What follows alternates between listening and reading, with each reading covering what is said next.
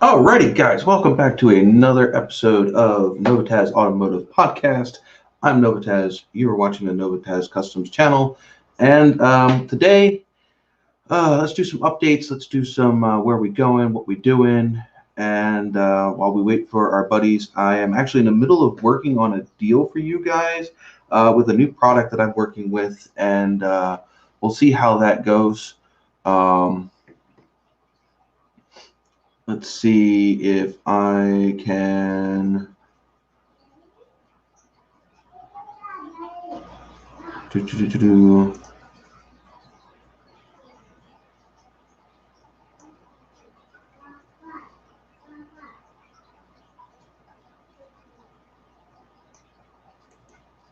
see if I can get this going here and see what I can do for you guys on this. I'll let you know if I do while I work on it. Sitting here. Not quite sure if anybody's here at the moment. But for you guys just joining in, if it's after the live stream, I haven't put out a bunch of videos, and I apologize. I've been busy trying to get this PC. Well, this is part of it here. I'm trying to buy these parts for these PC so that way I can get back to making videos.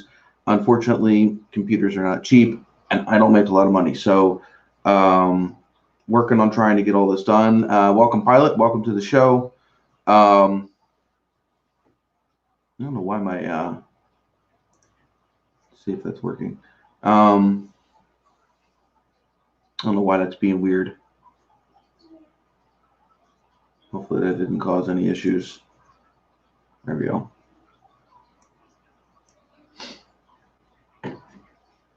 Just as I just joined my own freaking live chat.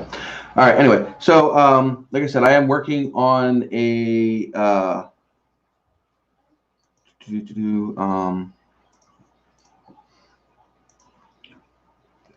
working on a deal for a new product for you guys,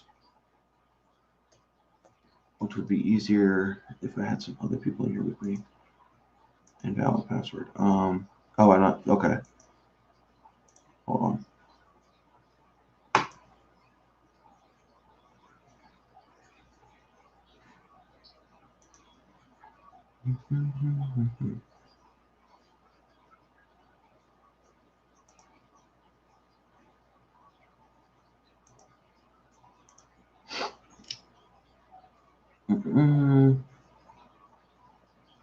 Okay.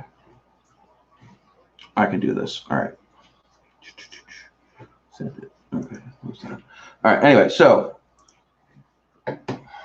this, while I'm waiting for other people to join me here, which I have to keep an eye over here because they may or may not be up in here. Welcome, Mission Mechanic. Hey, Car Mods Garage. So anyway, I'm not sure if any of you guys have seen this on social media or what have you, but this is called the Hello, My Name is Blue card, and it is going to be a game changer when it comes to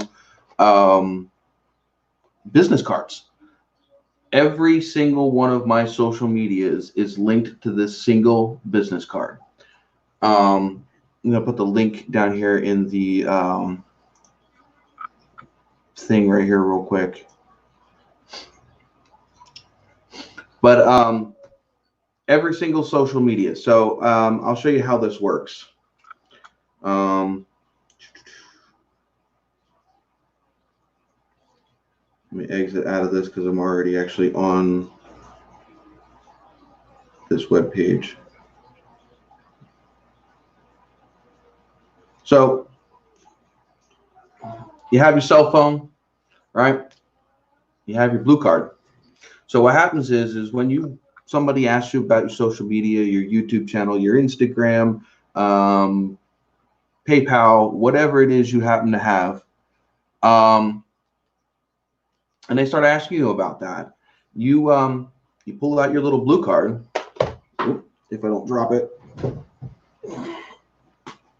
Okay, anyway, so you pull out your little blue card and you tap it to the back of your phone, and immediately it takes you to a place where you can go to all of your social media links. And you set this up ahead of time. So like, there, it'll instantly take me to my Instagram. So if you're a YouTuber or any other social media person, having a card like this is a game changer. I mean, I have hundreds of old-fashioned business cards. Tell you what, people take them, throw them away. They never actually look up your account info. But if you're in the middle of a conversation and they're asking you right then and there, bam, 10 seconds, they have all of your social media contacts that you want them to have. And I'll tell you what, going to the racetrack or car show events or things like that, this thing comes in handy.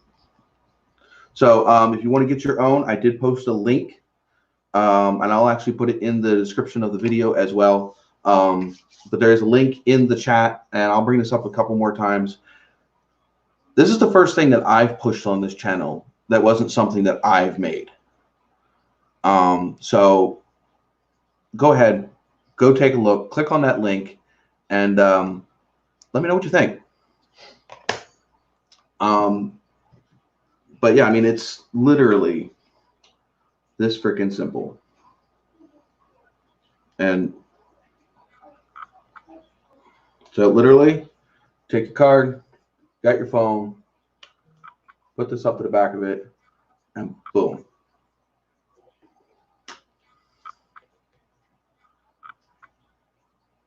On a bag phone, I don't think so, Pilot. I think that's technology is just too old. It needs to have NFC technology. It's what it works with. So if you have, like if you use your bank card on your phone, like I do. So like say you have Samsung Pay or something like that,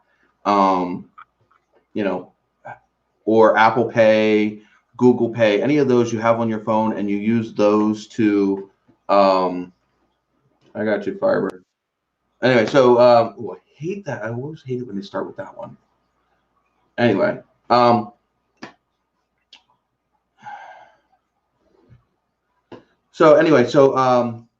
any device you have with an NFC reader, it'll work on. And the thing is it don't matter if your phone has it. It's all of the people you interact with that have it. And so, I mean, like if you're in YouTube or whatever, I mean, this is already come in handy a few times.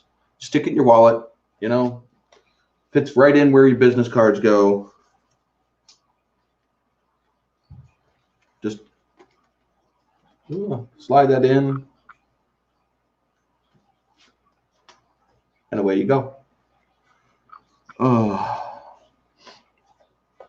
But I've wanted to share this, guys. I've had this for like 2 weeks now, and I wanted to wait till I got my affiliate code to be able to send it out to you guys, to share it with you guys. So you guys here in the live stream are seeing this first. Nobody else, well, I shouldn't say nobody, because Chris has seen this if he's been, but anybody in the live chat, my live chat is the only people that's seen it before you guys. Freaking Pilot. I know, right? Always got to be an instigator. Working a bag phone. Hey, I still got one of those bag phones. I might donate it somewhere just for. It still works. Yeah, but see, as long as you have it, then it's not being shared. A lot of people can't see it and whatever. But like I said, go click that link. Go check these out. Let me know what you think. I would be interested to know if one of those old bag phones would still dial 911 just for that purpose only, or if they've absolutely obsoleted them completely, where it may turn on and it'll look pretty with the green screen they had, and that's about it. It would happen to depend on what it uses for its its infrastructure, whether or not the phone infrastructure itself has changed, or are we still using the same technology from when that was around? Yeah. I mean, that is your big difference. I mean, that's why like the old Nokia cell phones, they don't work anymore. Why? Because the cell phone network has changed. they won't connect to a network anymore because the technology is no longer there. So guarantee you're not going to carry one of them bag phones in public anywhere without someone seeing it and freaking the fuck out, saying that you're carrying some sort of a bomb. Probably. Just the way it looks, especially if you open it up with the little antenna. I'll guarantee you some of your younger popo are gonna flip off the chart, saying, "Yeah, what do you got going on there? That you're gonna die like to detonate it, right?" All right. While I got you guys all in here. While I got you guys all in here, if you're sitting in here and you've liked the content so far, please hit that like button. It really does help. I know a lot of people forget to do that while they're sitting in live streams, but you'd be amazed at how much that actually helps at the end of the day, just hitting the simple like button. And lets other people know that the people that are in the live stream that are watching it right now are actually enjoying what they're watching. And it helps me bring you stuff like this. So as far as the update on the channel, like I said, I haven't been doing a lot of content because the laptop that I use is just not able to keep up with the current, what is the word I'm looking for? The current video editing software and the current updates that they are using. Every time it does an update, my computer, it's harder and harder for it to do what it's trying to do. And when it goes into a not responding mode every single time you do a change, it gets really frustrating. So I've already bought the CPU and the graphics processing unit for the new build. I'm up to, I think, like still got about $350 worth of parts just to get my old PC, well, with scavenging my old PC for parts, to get that computer up and running enough that I can start making videos again. I have 6 or 7 of them on back order. I'm waiting for this computer to be done. The sooner I can get it done, the sooner that I can get back to editing videos and creating more content. Like I said, the holdup is money. That is exactly what the holdup is. I don't have a lot of it, and I'm buying parts as I can. So that is the update on the channel. That is why you guys haven't been seeing any new videos. This simple, just using StreamYard, is literally pushing this computer. It's pretty bad. It wasn't until the latest updates in the video editing software that I really started having an issue. But the computer's like, what, 9 years old, 8 years old? You'll be all right as long as you don't look over there and start seeing tendrils of smoke rolling out of the side of the case. Well, I actually took this, the laptop isn't too bad. At least that's running on 16 gigs of RAM. It does have an i7 processor from 9 years ago. And it does have a separate GPU unit. But even that's the one I use to edit videos with, and that one can't keep up with doing what I needed to do. Then I have a Levino PC tower that's running on 6 gigs of RAM and an i5 processor from 2012.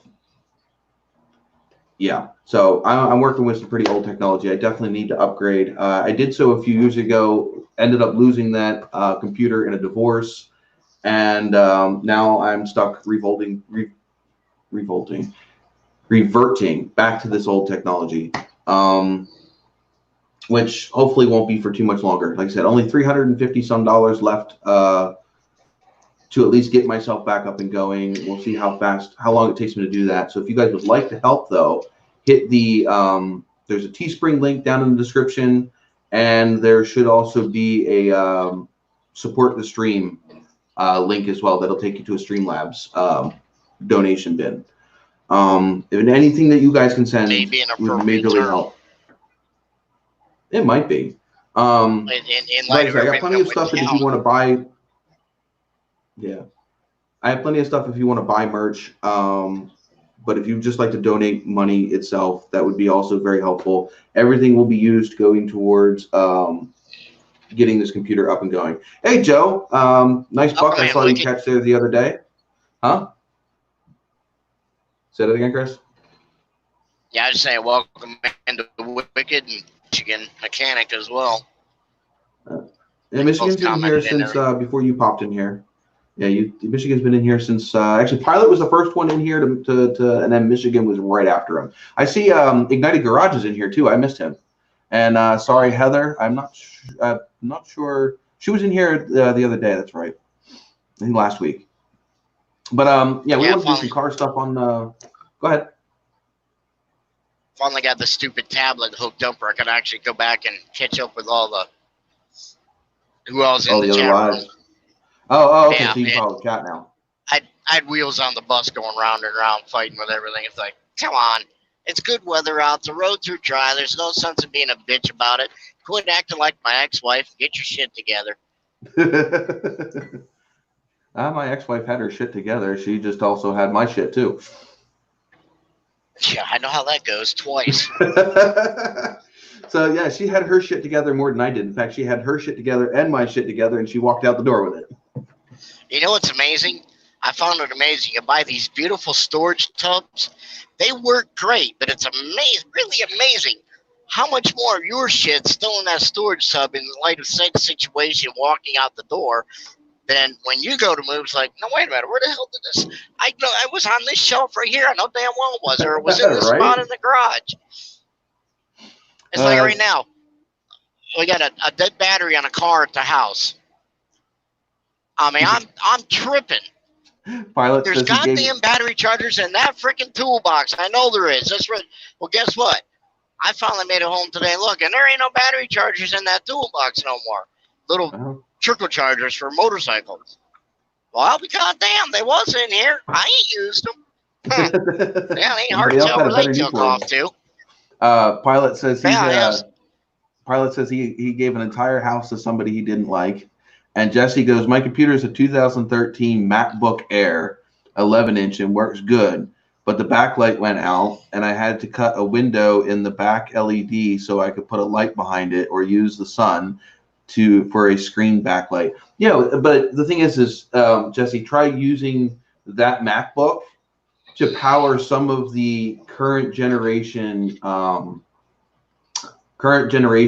video editing software. And that MacBook is going to be like trying to run a Model A Ford in a current Formula One race. It's just not going to. It might do it. It just ain't going to keep up. It's going to struggle a little bit.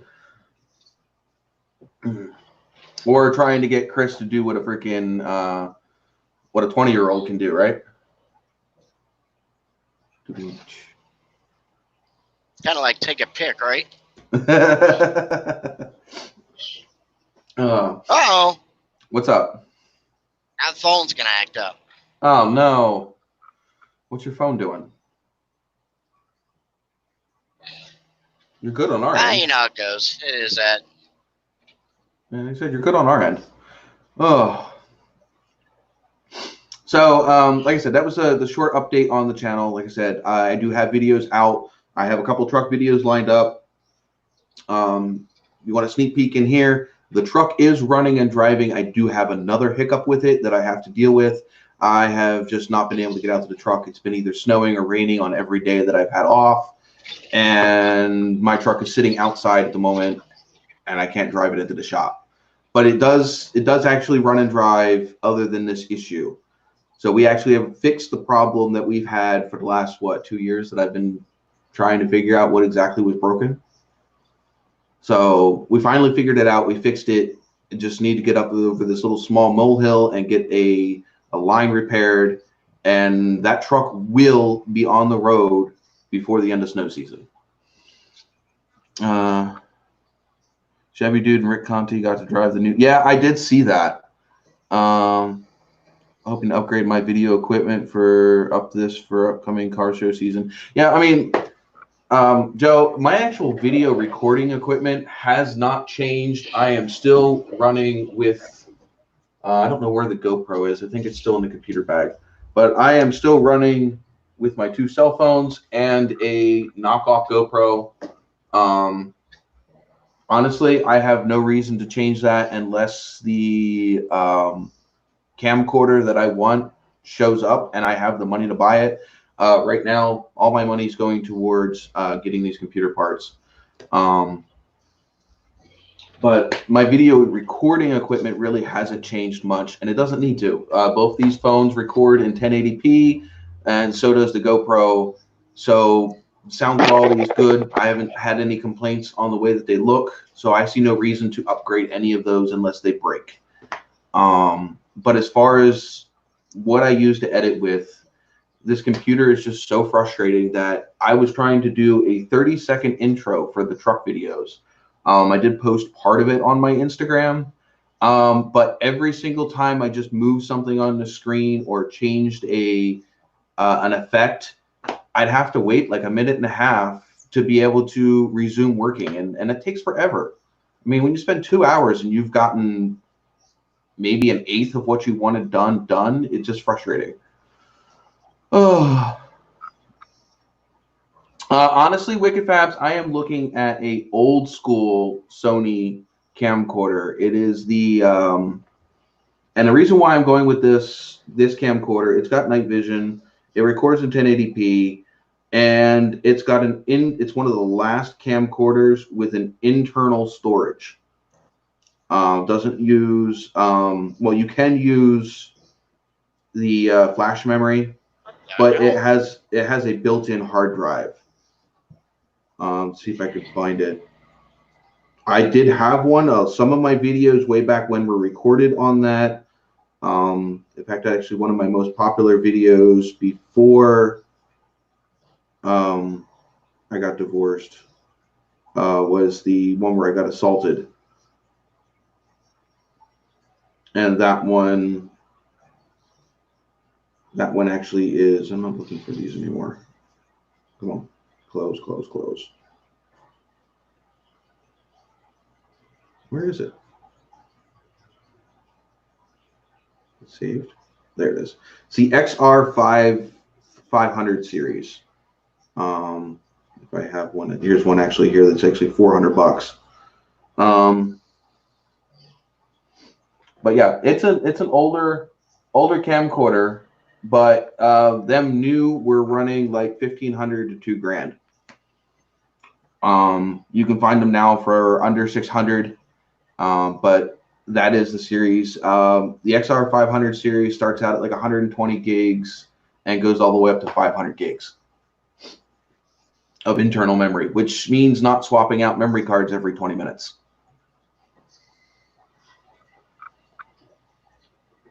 And also just spilled that all down my front.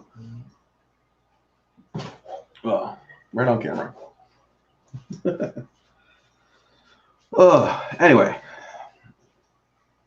where are we at?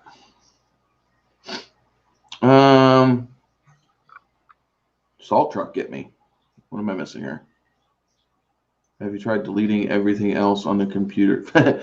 Yeah, that's not going to help it. I'm literally running out of CPU power and RAM. So that's just not gonna. It's what's killing it. I'm glad to hear it. Almost back on the road. I almost have my hand controls working. Just need a little fine tuning and handbrake. So if my electric brake loses power, I still have that. That's definitely a need.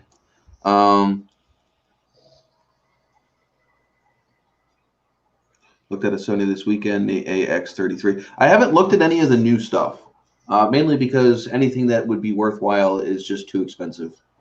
Though, Wicked Fabs, I do have a. I was watching some of your honey videos because I do like to watch the honey videos.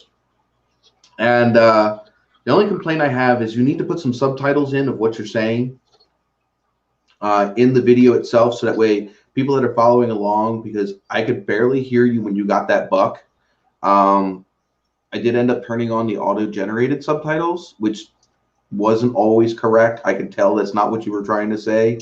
But that's my biggest thing is you can always do voiceovers after you're done hunting.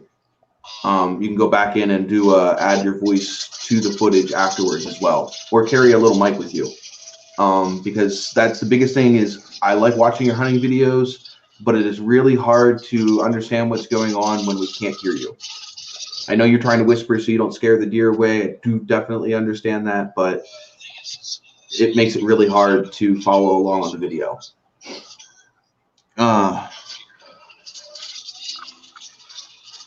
Yeah, I don't normally do that. I don't know what the hell I did. I'm just a little I'm a little anxious tonight. I do have trouble when I start these videos without somebody else here with me. It gives me a hard time to. I like talking back and forth with people. When there's nobody here, I get frustrated.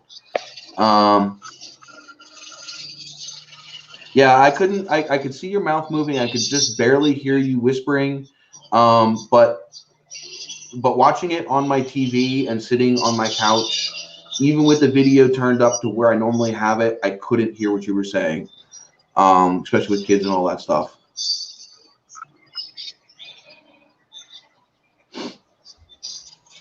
Oh, you need to set up a dedicated camera to catch that shot, because that would have been an awesome thing to see, is you actually taking that shot and making the and hitting the deer. Unless YouTube would have an issue with that, which they probably would. God forbid there's hunting on YouTube.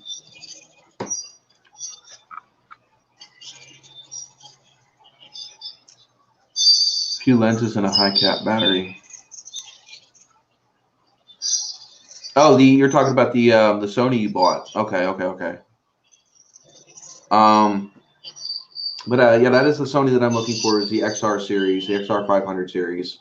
Like I said, if you watch some of the videos I had before, they were shot in that, and it's a really nice, crisp, clean picture with some video stabilization to it. Are your brakes dragging there, Chris? Or am I just barely catching? I don't know what the hell it is. I don't know. It sounds all like squeaky. I don't know if I'm picking up part of the live stream. I don't know. Like a little bit of feedback. I don't know.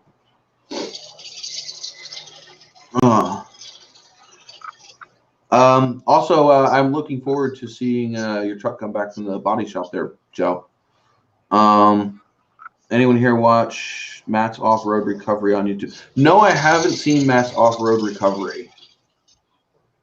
I'll have to go check that out. Yeah, it's something in Chris's background noise, because I'm getting it in my earpiece. Means it's not from me. I think I eliminated it. You think you did? What was it? Leastways, I don't hear what the hell ever it was. No, I don't hear it either. I think it's gone.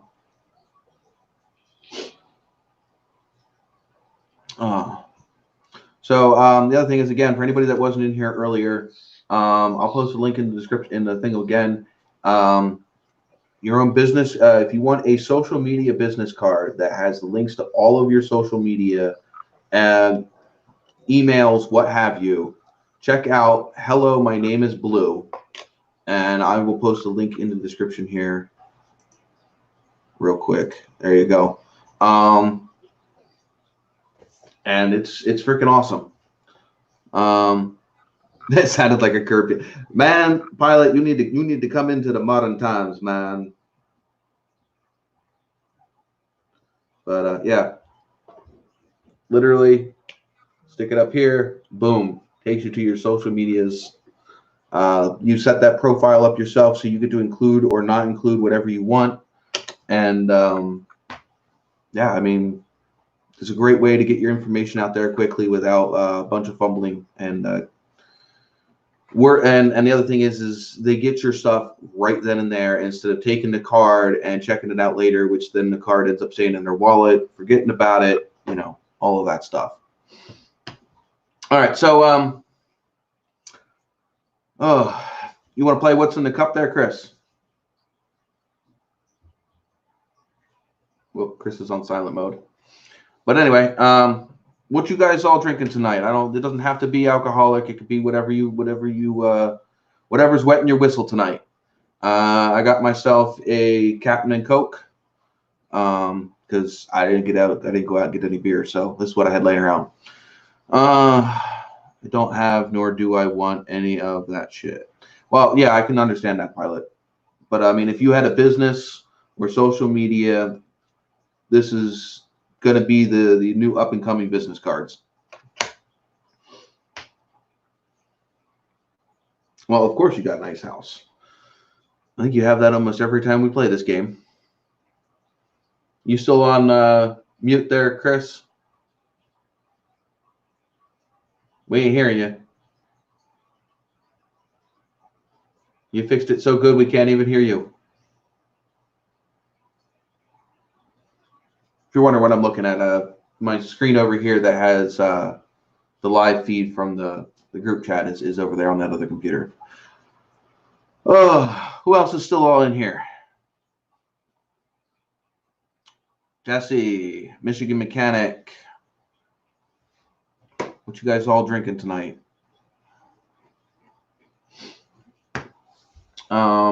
Anyway, so future issues with the channel, well, not issues, but future plans with the channel. I am looking to bring my 77 Nova back out of the backfield and get it in the shop and start ripping off the stuff of the body that I don't need, quarters, wheel tubs, start fixing some of the damage that was done to it when it was originally shipped to me. There's some damage to the back of the rockers, and still have that rust around the passenger side rear quarter window I got to deal with. But I'm looking to pull that into the shop, and the absolute final plans for that is to drop a supercharged LS platform engine into it. So I'm looking for something out of like a ZL1, or maybe just get a iron block, LQ block, and drop a aftermarket supercharger on it. But that is the route I want to go. I am looking to get around 600 to 700 horsepower out of it, and still keep that old school classic look with the nose down, ass up, and hopefully attract some attention with it. You know, that's the whole plan. I was just going to go with a small block Chevy or big block Chevy engine, but unfortunately with YouTube, I don't think that's going to get the views that I need to get that car to get to help springboard my channel up into where I want it. Jesse, there are plenty of turbocharged builds out there. I'm personally not a fan of turbocharger. I don't like all the piping. I don't like all of the space that it takes up. I know that they're super efficient. I know that they make a great lot of horsepower. It's just not the route that I want to go. I want to go with a supercharger. Besides, it's more fun being blown.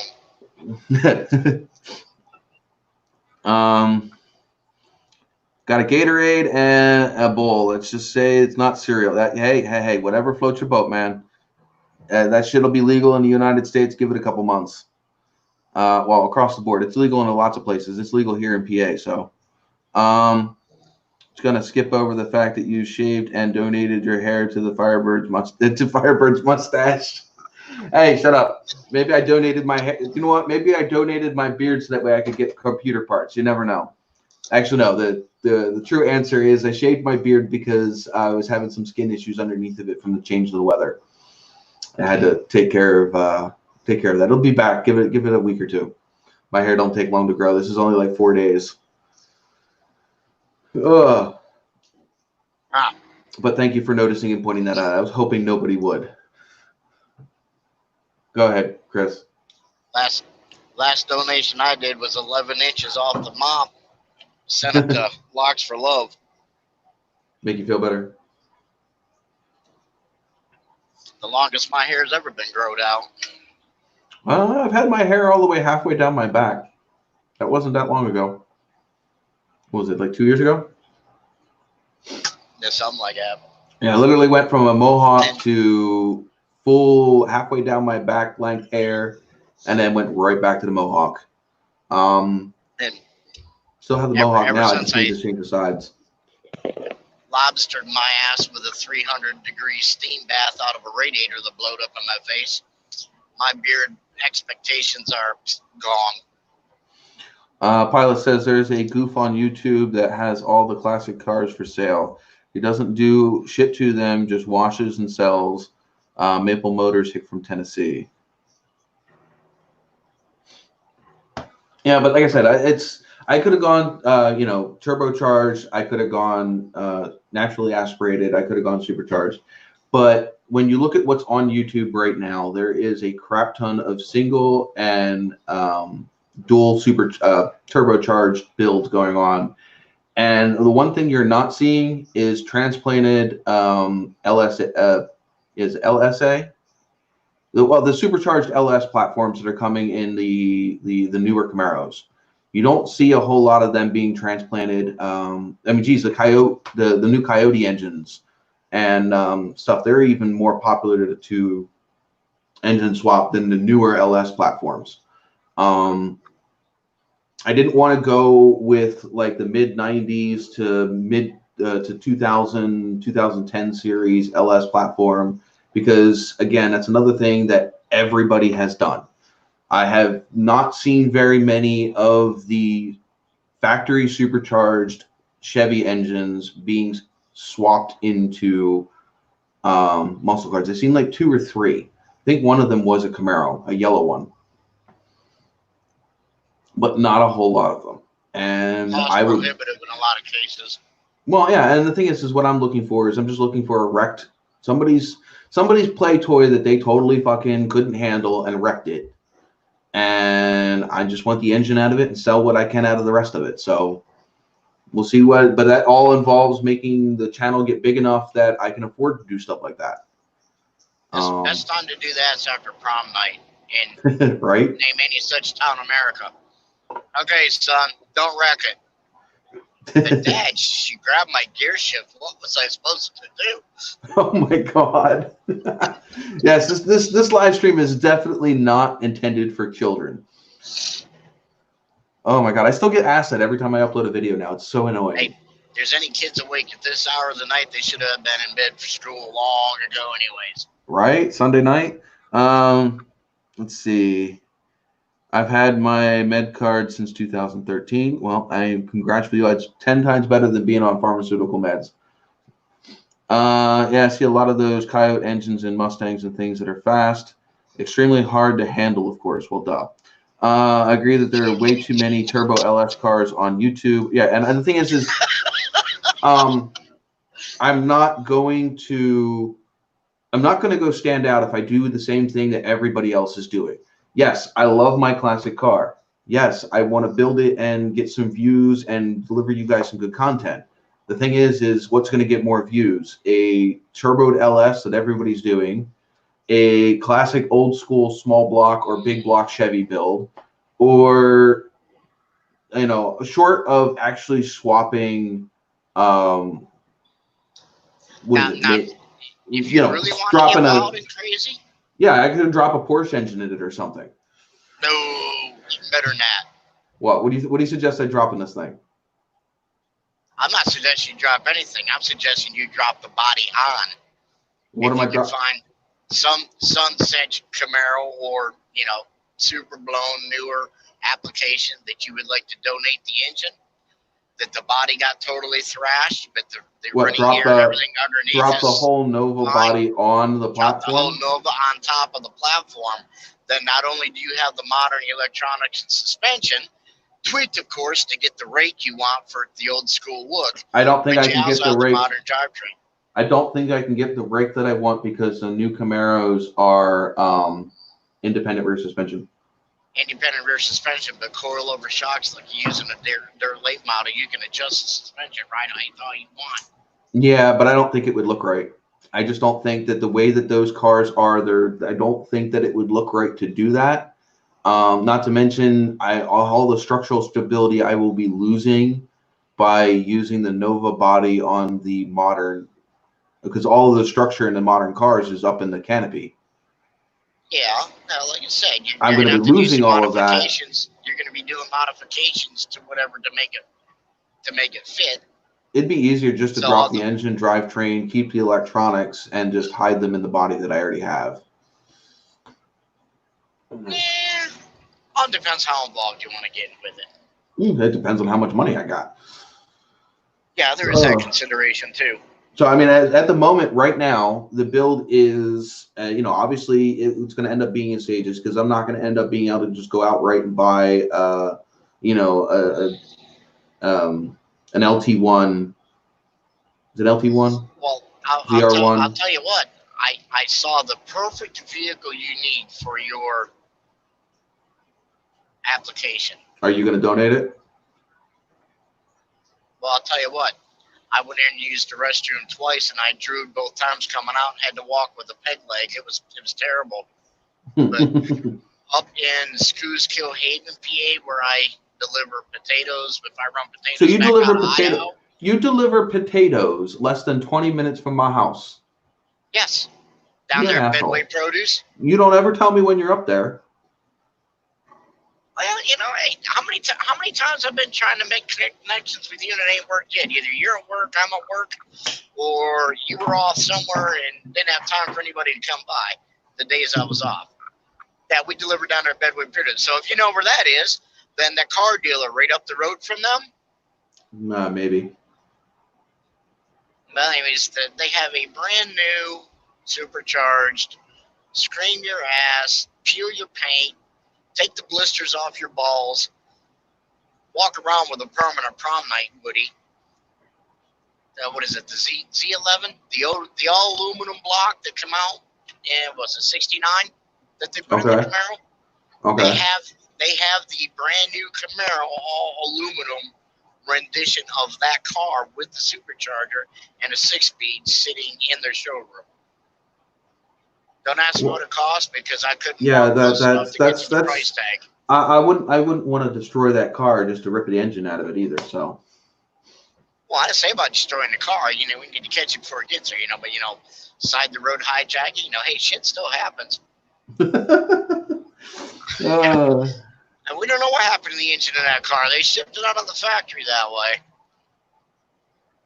LS with a blower would be nice. Yeah. And the thing is I've already priced a few of them, and I've seen them as cheap as $1,200, not $12,000 in like the what the hell is that online auction site? God damn it.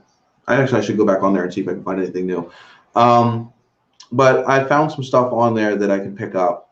But like I said, probably the first rendition of this will probably just be a small LS build, 5.3, whatever, just to get a powertrain in it and to get it rolling and moving. Huh? What about one of the Z06 Corvette? The problem with any Z06 Corvette combination is the fact that they have the transmission in the back by the rear with that torque tube. That is the biggest pain in the ass with using a Corvette. That's the only reason that I don't want to use a Corvette drivetrain. Okay, but can you use the engine, skip the rest of it? Right, but I need the engine and trans. I need them to most modern systems, they use both the engine and trans in combination together because even the transmission is computer controlled. And I want something more than 3 speeds. So, I mean, unless I actually literally go with a manual transmission, but even the manual transmission still are computer controlled. So they still talk to the computer. And I want that computer as happy as it can be when I transplant it, because I don't want to be dealing with, I already know that I'm going to have to deal with some things that I eliminate off of the harness. But the more of the harness that I can keep intact, the better. Now, I don't want to go as far as like swapping over the whole steering column and dash and all of that. Probably go with an aftermarket dash setup. Like Holly makes some good ones and different things. Dakota Digital, and go with an aftermarket. Setup. That way, I can still somewhat keep the factory dash. I want the interior to look somewhat stock. That's the whole point. I want the interior to look like the factory could have done it that way.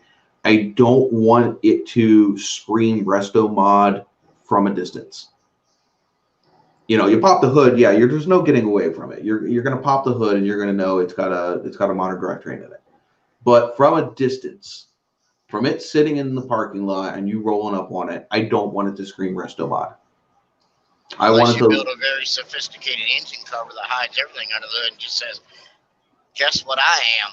Well, it wouldn't be that sophisticated. All I have to do is nice solid sheet metal across the whole top of it, and you won't even know. But then again, it would be a pain in the ass to work on. But you could probably pin that somehow, like with hood pin clips or something. Maybe to make it easy in and out. Or fasteners or whatever. Yeah, these fasteners. But I mean, like the thing is I want you to look at it from a distance, and I want you to say that's a late 70s, early 70s, late 70s drag car. You know, that's what I want it to look like. You know, ass end all the way up in the air, front end slammed down on the ground, big tires in the back. You know, that's what I'm going for. I'm not looking for a road handling car. I'm not looking for, you know, the best cornering car in the world. I want that thing to look like it came right off the drag strip 30, 40 years ago. But obviously 700 horsepower and 26 miles to the gallon is a hell of a lot better than 400 horsepower and 6 miles to the gallon.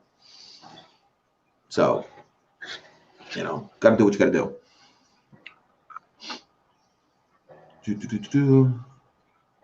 This is true. I'm actually in the process of 2 engine ideas right now. One being a purchase and one being a build. I found Oldsmobile 455. Yeah. Joe says strictly drag. It's not necessarily. I actually plan to have it be more of a street cruiser than actually a drag strip car. It'll still have a full interior, full sound system. I just want that classic drag look with the power behind it. Factory wheels. You're not going to tub it or nothing, right? But yeah, it's getting tubbed. I have just mini tubs, so basically back to the frame. I'll probably notch the frame to make the frame straight where the wheel tubs are, and basically inboard the shocks. I'm looking to fit a 14 to 15 inch wide tire back there without moving the frame rails. So if I have to widen the body a little bit to do so, that's what I will do. The other thing is like I said, I'll move the shocks inboard. I still want to go with a solid rear axle. If I have to get rid of the leaf springs and go with a 4-link, I don't mind doing that. They're fun. Yeah, well, you got to do what you got to do. I mean, you got to go for space, and those leaf springs can be in the way. I do believe the leaf springs on the 4th gen Novas are not straight. They're not like the front eyelets and the back eyelets are not directly parallel with each other. So there's also that. There's a lot of things I need to do, but the first thing I need to do is I need to pull the car into the shop, get it up on a rotisserie, and fix all of the original damage that is done to the car, get the car back to where it needs to be, and then start working on the modification ends of it. So, like, you know, I bet you that whole car is going to need to be stripped all the way back down to the metal, because there was 1.5 inches of Bondo on the rear quarter on the passenger side at the bottom of the quarter. Damn. Well, that tells me somebody didn't do all of the up work they should have done. So what's hiding? Somebody's looking for a quick fix sale. Yeah. What's hiding underneath of the primer?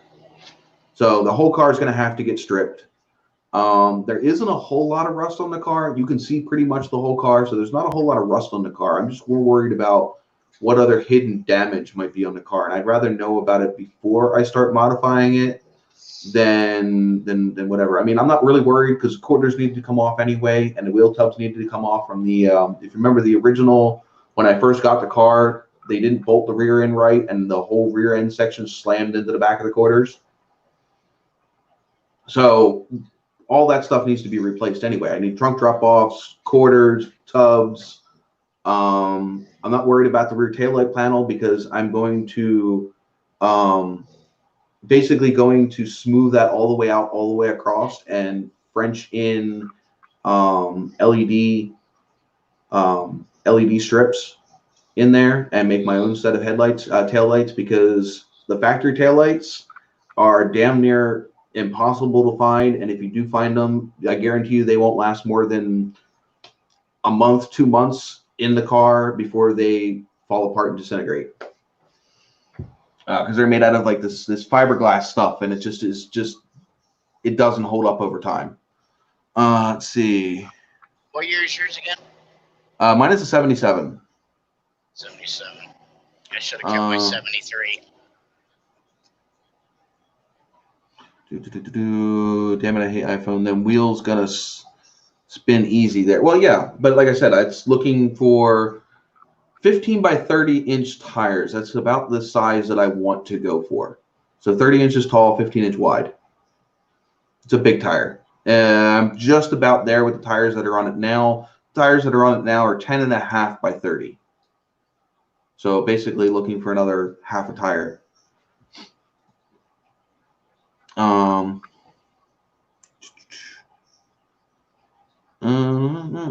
Purple's new black. Oh my god, I have not seen. Have you seen the videos for Z Outlaws Pimp Daddy videos? I haven't, no. You should go check them out. Corvettes don't rush. No, because Corvettes are made of. Actually, that is a lie, pilot. That is a lie. Corvettes rust the fuck out. They just rust inside of that fiberglass. They still have a bird cage. They still have a metal core that will rot. If you ever watch Corvette Ben, he comes off plenty of them that are completely rotted.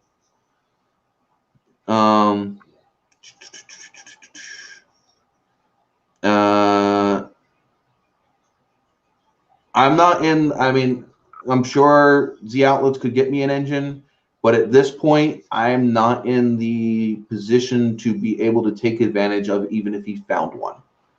I'm having hard enough time trying to buy $300, $400 worth of computer parts. An engine is not at the priority of my list right now. I want to get the body work done I want to work with the parts that I have right now, which is I have all of the body panels I need and things like that. So I just want to get working on the body of the car itself. We'll worry about suspension and engine and interior later down the road, depending on where my financial situation is at that point. Hey, Chris, welcome aboard. Other Chris. Purple Pimp is going to be retired. The new Pimp is coming. Oh my God. What color is the new Pimp? Fiberglass is good at holding water underneath, surprisingly. Yeah, like I said, the bird cages in those old Corvettes, they rot out. So, I mean, yeah, the car doesn't look rotted on the outside, but the whole inner structure is sometimes completely gone. Car rots from the inside out.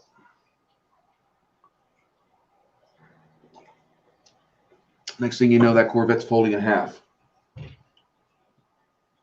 Red and black. All right. My favorite colors. Yeah, I should have my my Craftsman. You have your Peterbilt flag behind you. I should have the Craftsman blanket behind me. That used to be the backdrop for a lot of my videos way back when, Chris. My Craftsman blanket. Yeah.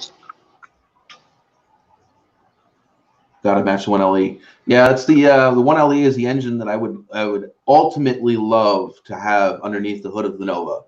But that is, again, finances and where stuff lies, when I have the money, and what's available.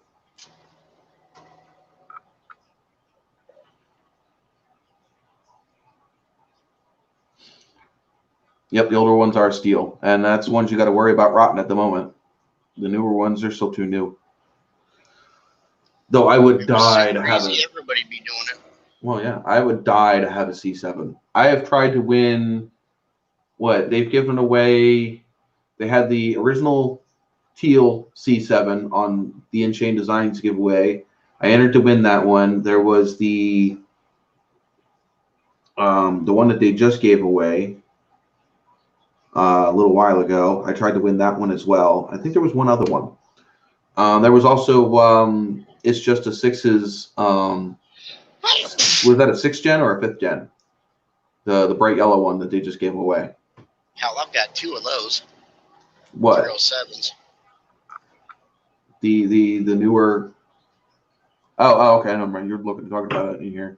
Just saw a 307 V8 on mark. Yeah, nope. No, I already have. Why would I go with a 307 when I've got a 350 sitting in the frame rails of the Nova now? You know, I could very easily build that small block up. In fact, it probably will stay until I find an engine for the Nova because it's a running drive. It's a running drivetrain. The TH350 and the small block 350 with the 305 heads. It's got 11-to-1 compression. It makes some good good oomph, but it's not making more than 300 horsepower. And it's not going to be worth it to put money into that engine. Cadillac doors are aluminum. Take care. All right, see you later, the Outlaw. What was Chris just saying? Oh, okay. Yeah, it's not. It's just not what I'm looking for. I'm not looking for a small block Chevy, old school small block Chevy platform. I have a 350 now. For that car, I'm looking for something a little bit more on the wow factor. But again, it all depends on money.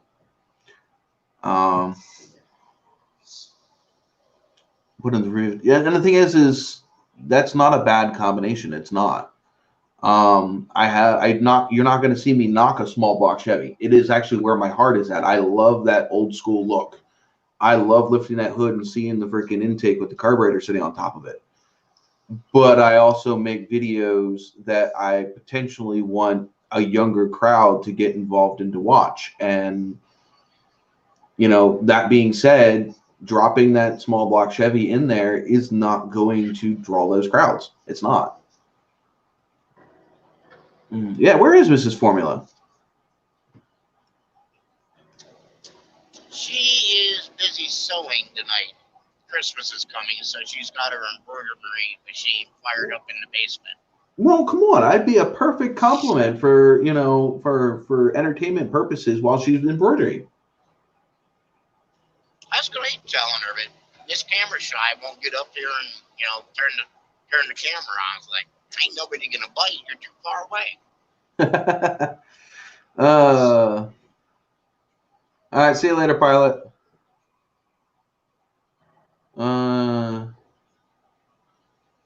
Yeah, sorry. That's she must have her computer down there. Hey, there she is. See, look, you're missed. The thing is that was one of the things that, you know, I know that I could get views by doing a brand swap. You know, dropping a JDM or dropping a you know, a Mopar engine or a Ford engine in that car. I could do that. I would get the shock value out of it. But at the end of the day, I still own the car. It's still my car. And at the end of the day, I still want something that I'm going to enjoy driving and be proud of owning. So I still want to stick with a GM engine. You said you're running 11-to-1 compression with your 305 heads? 350 bottom end, stock bottom end with the flat top pistons with the valve relief. And the top end are 305 heads with the 202 intake. And yeah, it should be 11-to-1 compression. And you're only making 300 horse? Yeah. Well, I don't know what I'm making. The thing is, like I said, the whole engine is basically stock. The only thing I did was swap the heads. And it is a 1979 block. So you should be pushing more than that. Well, I don't know. I haven't put it on a dyno, and the thing is I've never gotten it. Stock cam. Whatever stock 79 truck cam was in it. Okay. The motor's not built. I just refreshed it. That was it. Yeah, I'll have to ask my buddy. The one that I'm getting built is actually it's stock bore bottom end flat tops. I don't remember what cam he had in it, but he had it in a full size hearse, and he was pushing around 375. Well, yeah, that's I said like 300 horsepower. I said like 300. But I think the engine. With his. Yeah, I think the engine was bored 30 over. Don't quote me on that. I'm not positive. It's been what, like freaking 6 years since I built that engine. But that was a previous build. That wasn't something I did. Literally, I pulled the engine apart, slapped new rings, new bearings, I didn't even need to hone it. It was still, huh? Do what? In the stones, mind you. No, at that point it wasn't the stones. I actually had a concrete surface to work on. Oh, get out. Yeah, but it was still outside. I still pulled the kitchen table outside to the parking lot and rebuilt the engine on a kitchen table in the parking lot.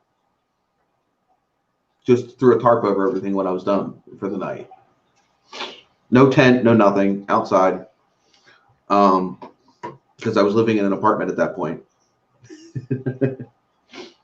That does not my entire life.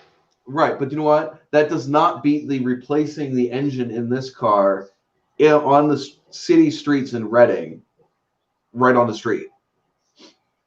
Like I don't know sure how many of you guys have been following that long, but literally, I pulled the 403 Olds engine out of this car in front of my house in the middle of Reading. Threw it into the back of my pickup truck that was sitting there, pulled the engine, the new engine, which was a 76 400, out of the back truck, spun it around, and dropped it in the freaking car, all right on the street. And did a trans swap in the street, too. Because I didn't have a choice. I had nowhere else to do it. So it was hope I didn't piss my neighbors off and hope the cops didn't notice. Because that was definitely not legal. Jesse, you donate the 428, and I got a rolling body that I can drop it in. Wait. Where are we going? 428? It's a Ford. Cobra Jet engine in a Firebird. We get a lot of use. Yeah, I'm sorry, but again, you are now pushing the limits of what I'm willing to do. This is the last year a Pontiac engine came in a Pontiac, and sorry, a Pontiac engine is staying in that car.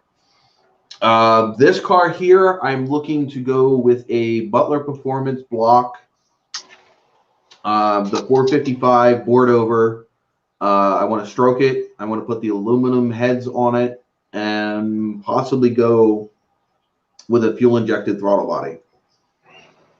While all still keeping it underneath of the shaker, still attached to the engine, not no screwing it to the hood thing. So, yeah. All order. Actually, not too bad with the way that they do things now. Get myself one of those Holley EFI setups. Yeah, those modify the base to fit on top of it, so that way you can still attach the shaker to it. Bury everything underneath of that shaker. Paint everything up factory blue. Hide all the electronics. I want to pop that hood and it still look like a Pontiac engine underneath of there. They got some sweet setups right now with that new one they come out with. Yeah. Series when they got. Remember, that's what I was looking at for this. Because the issue that I have with this car right now, and the reason why it's not running the way it should, is I technically have a Edelbrock 650 Quadrajet on this car that actually came off of my Nova, and it needs rebuilt. It needs to be tuned, and it's definitely not the right carburetor for this engine. It's too small, and like I said, it needs to be rebuilt, so it doesn't want to run right. And I also think I'm down number 7 cylinder. I think I have a bad spark plug or bad spark plug wire. So I need to fix that as well. But the original carburetor for this engine is sitting on my front porch in a box. It's going to cost me $300 to $400 to get that rebuilt back to factory and tuned for the modifications that have been done to the engine, because the engine has a cam, the engine's been bored over, and the heads have been shaved. Good night, Jesse. You know, all right. Night, Jesse. Yeah, you're probably minimum 750 on that, I'm sure. What? Yeah, this needs at least a 750. I think 800, 850 is what the factory equivalent if you were to go to an Edelbrock. I'm not sure what exactly the factory Quadrajet was rated at, but the Quadrajets tend to run a little smaller CFM than an aftermarket. Yeah, for the same size engine. Tell us that she gets in her little dictionary of Firebird terminology. And yeah, I don't know what size because that's a 76. It's a 76 engine. Obviously in my 79, so I can't go look up stuff for the 79. I have to look it up for whatever the 76 because that's what the engine's out of. Yeah, I mean she can come right down to the actual part number for the carburetor. Yeah, I'm thinking that this. Access to. I'm thinking this engine's running anywhere from 280 to 300 horsepower, and definitely pushing closer to 400, 500 foot-pounds of torque, which is ground pounding for that car compared to the 403 that was in it. Yeah. Trust me, it lifts that whole front. That engine, even not running right, lifts the whole front nose of that car. The 403 was a good stump puller, but that's all it was, red light to red light. Yeah. After that, they have no top end whatsoever. I'm going back up through the comments here so I can catch up where I was at. Our summoning worked. Yes, it did. Wait. What tin can muffler are we putting on? I hope we're still on the Tuesday Z thing. Yeah, he's talking about the popcorn fart muffler. All the tuners No, run. Forget that. No. I mean, I'm sorry. There's plenty of. You really think about it, they're really good. They pour the kernels in the top of, and then they go down the road, and every time they stop at a red light backfire, it's like, you can watch a ship fly out the muffler. Just gotta have a bowl and catch the kernels, and they come out. But the thing is, there's plenty of younger crowd out there that likes the old school, the muscle too. They just like modern muscle. So the Coyote engine, the modern LS, and the Hellcat engine and stuff, it definitely gets views. I think I would get views by putting the 2JZ swap in only because of the outrage. Hey, you really want to freak them out? Do a rotary.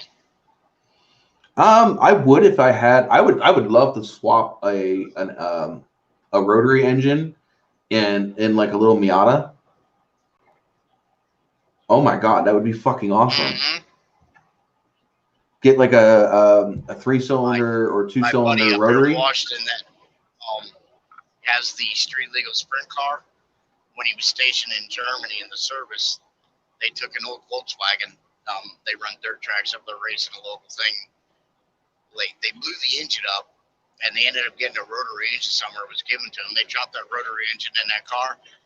They said, yeah, they were great. That thing run like a red tape. You know what? First night we run it, we went into the first corner and figured out that there was no back pressure to slow the car down, and we hit the fence. It took a driving adjustment to get used to it. Yeah, the rotaries are super expensive, and they're not very easy to keep either. They're definitely a very finicky engine. They make a shit ton of power, and the power don't stop. The more air you can feed, the more air and fuel you can feed them, the faster they go. But they're also, like I said, very finicky. The little leather valves and everything, they don't like being happy very long. But yeah, that Mitsubishi motor, the Eclipse motor in the little Mitsubishi truck, that would actually still be a same family, because I mean, even if it was the little Dodge truck, because the Dodge truck still had a Mitsubishi engine in it. The Neons all had that same. Yeah, the other thing is Chris, you can find yourself a Dodge Neon, and if you get like the Neons had the same engine that was in the Eclipse. Okay. They actually had a Mitsubishi engine in the Neons. It shared the same body with the Eclipse and the bigger convertible. What was it? Sebring. Sebring? Mm-hmm. They were all the same chassis. Believe it or not. Yep. They all shared the same engine options and stuff. They do make some impressive power with the slight modifications. Chris, but it's still a 4-cylinder. Just make the Blazer a front wheel drive. Oh no, you're talking about the little Mitsubishi truck. Yeah, just make it front wheel drive. Just take the whole front subframe out of one of those freaking things and slap it underneath the front of that truck. Just make the rear end just a dummy. Yeah, Get real radical. You want to do radical? Well, see, the thing is he could really lower the shit out of that Mitsubishi truck then if he was if he had the whole front subframe. Take the whole front subframe out of Butler somehow. So you can lock it. But one complete setup in the front, and one complete setup in the back, and figure out how to tie it together. So now you got there you go. Just drive powered on both ends. Take two engines, like just stuff one in the bed of the truck and stuff one underneath the freaking hood, and just go for it. Yeah. And you got an all-wheel drive. You just gotta coincide the fuel pedals, to make it work right. There's if you watched the hell was it the Hot Rod Power Tour or whatever that one Cletus was doing over the summer with the red car and the vet cart. They had an all-wheel drive minivan that literally had an engine in the front and an engine in the back competing. That thing was a fucking hoot. Where did I'm missing my buddy? Oh, it's about time. Elliot should be popping in here any minute now. It's about that time for him to show up. It will eat axles.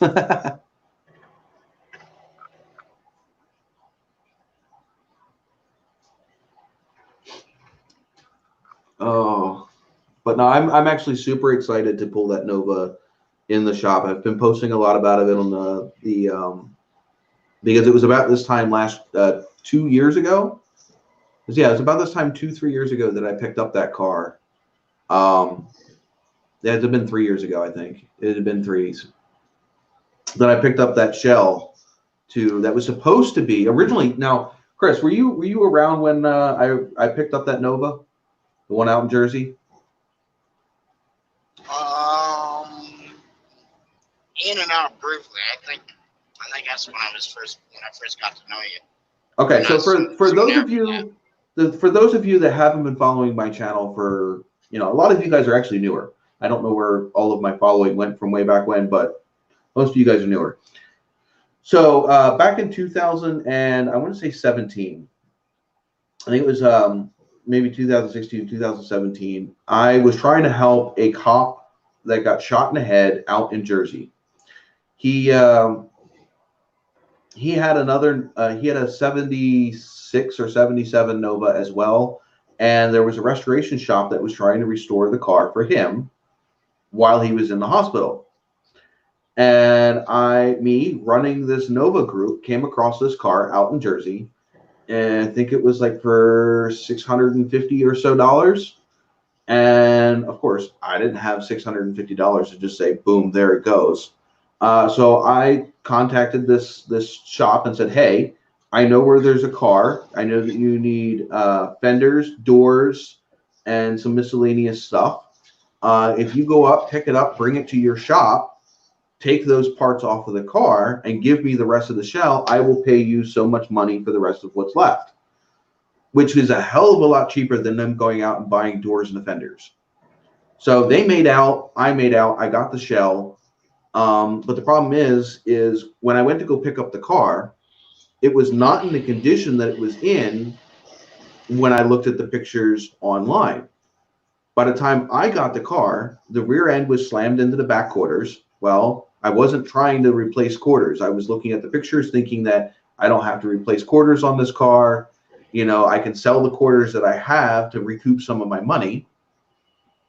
And the whole thing I was doing is I actually literally spent my rent money to go buy this car, hoping I would be able to sell enough parts off of it to recoup what I spent. So anyway, so there was centerline rims on the car. They were not on the car when I picked it up. There was 2 different sets of aftermarket, like literally bottom barrel rims. I mean, they were the Chinese knockoffs. You know what I mean? They were junk. So 2 rims. In fact, actually, the video I did with the Trans Am doing the burnouts on the street for 4th of July, that was actually 2 of the rims and tires that were off of that Nova. Anyway, so the center lines weren't on it. I was either going to keep them or sell them. They cut up the brake lines on the car, and they took the steering wheel. What else did they take? They broke some stuff trying to remove what they did. They popped out the rear quarter windows, but didn't leave them in the car. So I didn't have the quarter windows because I wasn't planning on popping them out of my car. But anyway, the whole point of buying this car was I was supposed to be able to throw the good parts off of my car onto this car and having a running driving Nova with a very short turnaround. That didn't happen, obviously. The car is still sitting in the backyard. By the time I got done pulling all this car apart and seeing all the damage, it became very clear that it was not going to be a very quick swap parts and get back on the road deal.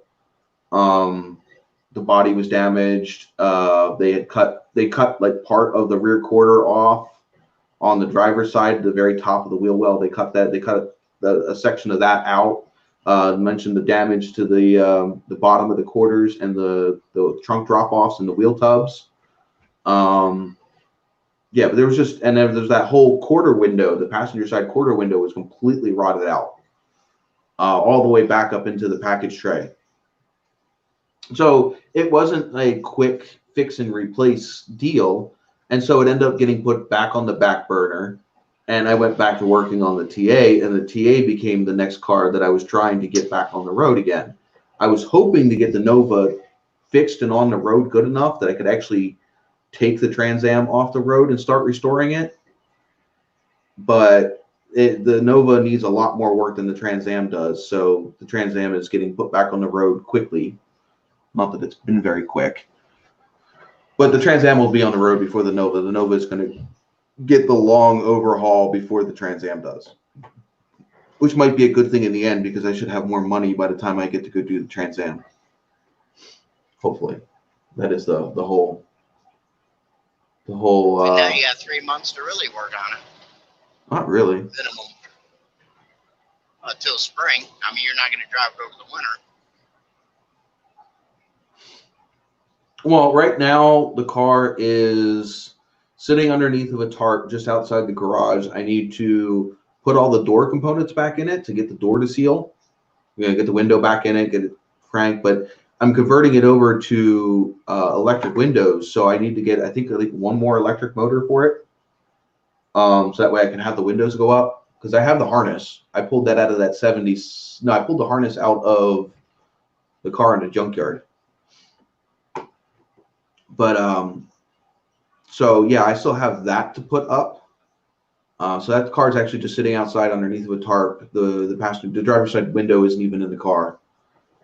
So I got that to work with. In fact, I have the new window because I grabbed the new window out of the junkyard because it wasn't all scratched up. Because the one that I have is all scratched from that door being caved in and rubbing against the glass. Which is why I replaced the door to begin with. Because it was just too beat in. But, so yeah, there's that. That was the original glass you shattered up there? No. Well, yeah, that was it. Yeah, that was, the first time? Or? Yeah, that was the first time. That was one that shattered on me on my way up to the, on my way up. Parts counter to pay for everything. Speaking of Elliot. Boop. Oh my God! Welcome aboard. Sweet Jesus. So, well, are you drinking air again tonight, or did you actually pick something up to drink? I have stuff to drink. I just haven't had a chance to pour myself anything. All right. Well, you could have done that before you popped in. Yeah, I could have, but I had my computer started up. I wanted to get out of my work pants, so I threw on some fuzzy pants and sat down for a minute. No pants. Oh no, you did put on pants. Fuzzy pants. That doesn't. I have jeans. Hey, I have jeans, but I have on my Cletus shirt. Oh, Jesus. He's stripping on camera. Sweet Jesus. Cue the music.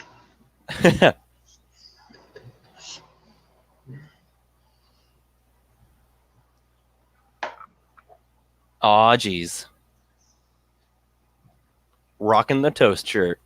And before I rock the Cletus shirt and show that off, definitely have to show off the self-plug first. Yep, the NOVAtazz stuff.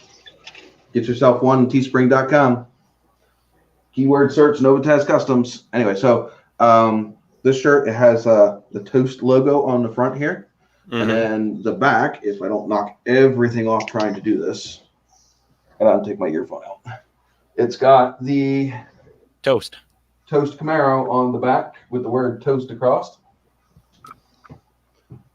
I just had to grab this shirt before they put the I actually haven't seen anything on this car in quite a little bit. Well, it's being shipped to Australia, so yeah. How long the motherfuck does that take? Well, they got to put it on a cargo ship, and then it's got to go all the way there. And cargo ships aren't quick. That was going to be. I was going to say that was like a month ago. Do you know how far it is from America to Australia? I don't know. It's not a short distance. Fucking port key that bitch. No. Did we lose the chat, or does my chat just not updating? I don't know. Might help if I turn my phone back on, or I'll turn the screen back on. I don't know if anybody's there. It just died. It died. Like right before you came on, it died. We had almost 10 people in here earlier. Hot damn. I know, right? I'm feeling special. But hey, I didn't know if I showed you this, Biggie. Got my new business card in. Oh, geez. And it literally has like all my social medias on it, and I don't even have to. You just come over here and what the hell? You hold it up to somebody's phone, right? And like the NFC razor, and maybe if it does it. Oh wait, I have to unlock it. Derp. So yeah, so you just boop and boom. All the social media links, just click on them, takes you wherever you're going to go. And again, I will post a link in the thingy-majiggy right about now. Bloop. But yeah, that's that. I was actually waiting for this live stream to be able to announce that because I wanted to make sure I had the affiliate link, so that way people could click on it and whatever. But yeah, like right now I have my Instagram, my Snapchat, my Twitter, Facebook, PayPal, so like for somebody wants to donate or whatever, and then I also have a link to my Teespring on here. Show fancy. It's got a QR code, so that way I can actually put that up on there too. So I can actually put that in like the corner of my Snapchats or whatever QR code, and it'll take them directly to here. It's pretty cool. Interesting. But it sure beats the carrying around because like that's the biggest issue I have. Like this is just one of the boxes I still have left of business cards. There's this one, and then there is this one which has most of them out. But yeah, so I still have like literally a crap ton of business cards. I guess. Well, I was expecting to go to a bunch of car shows and different things, and I was figuring to be able to hand them out. At that point, I had belonged to a group run by Greg that, again, I was planning on doing a bunch of events with, which means I would have been able to use these a lot. Because personally, I don't go out much. Yeah. So, like, having all of these business cards doesn't really help me because I don't have anywhere to send them to. I don't have anywhere to put them. But having this, it's back up here too. Just having this single card to carry around, and it's always in my wallet. It's a hell of a lot easier to get somebody to scan this on their phone than it is to make sure I have a stack of business cards with me at all times and to hand them one. Because I'm not sure if you've been to events or whatever where you got like a shit ton of business cards at like an expo or something. How many of them do you think you really go back and go look out after the expo is over? Not too many. They just end up in the bottom of whatever bag you were carrying around, and that floats around your room for a little while, and then the whole bag goes in the garbage. That's generally how that goes.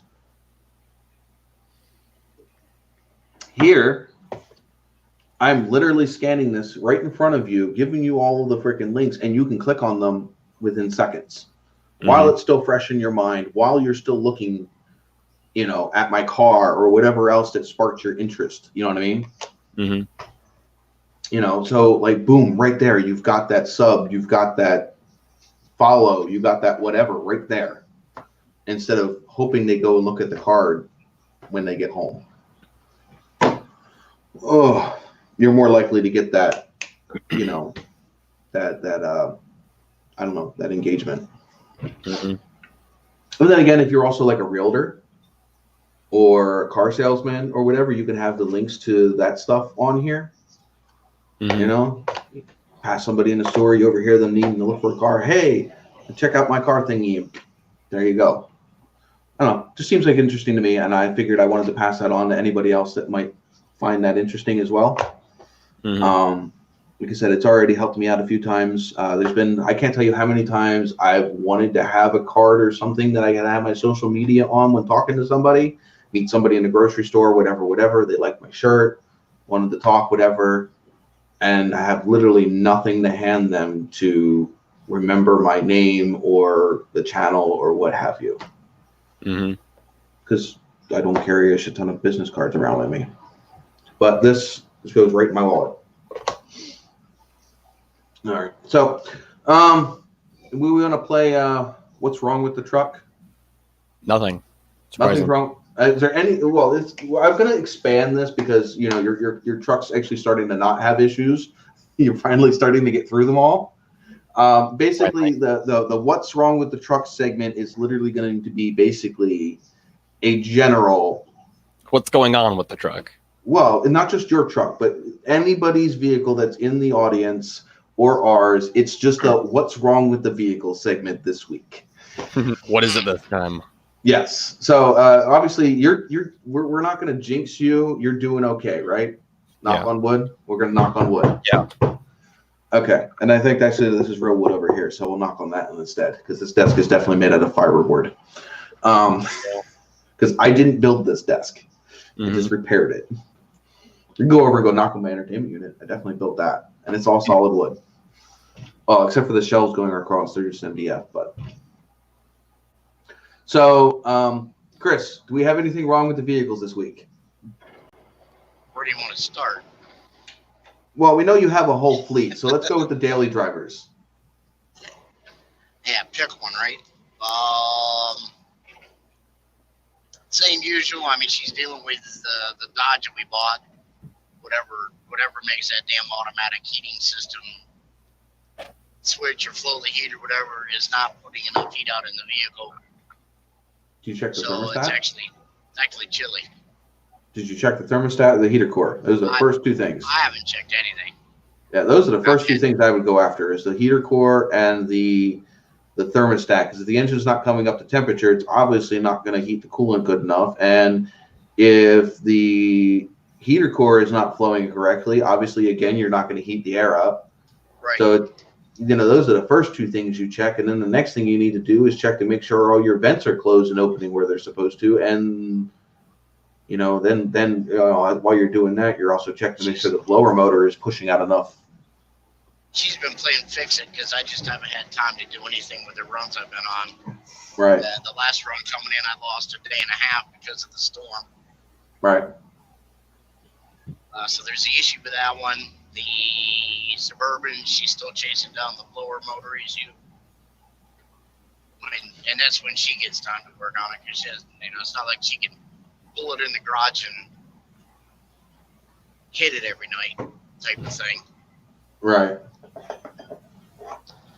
Trying to think. I don't know anything about the truck that I just got that I traded the old trailer for because it's still loaded up. I haven't even had time to unload it and drive it yet. Yeah. So God knows you don't even know if it's even freaking working. That one, the 06 is running okay. Yeah, I mean, it unloaded the trailer, moved it over the yard, and then drove onto this trailer when I brought it home. So we know that much about it. It happened every day until he bought his diesel. The semi's got an issue at the moment. It's over boosting or something and running hotter on the exhaust temperature than what it has been. So there is some sort of development going on there. Not missing or nothing. I mean, boost gauge is running, as far as our boost gauge is normal, but our exhaust temperature is higher than normal. If the pyrometer gauge is working properly. Yeah. Trying to think what else has issues. Her Grand Prix, we still haven't got the seat fixed to slide it back.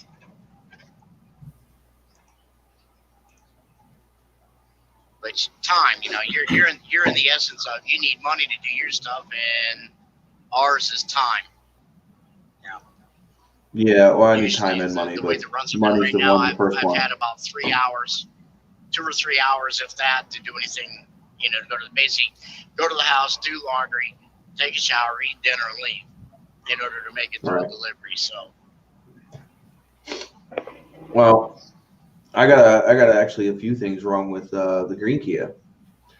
It originally started with when we took the rental car back, when we got the Kia, the green Kia back. As soon as we picked up the green Kia, it had a knock on it. And I just thought maybe, low oil, whatever. Check the oil. Oil's fine.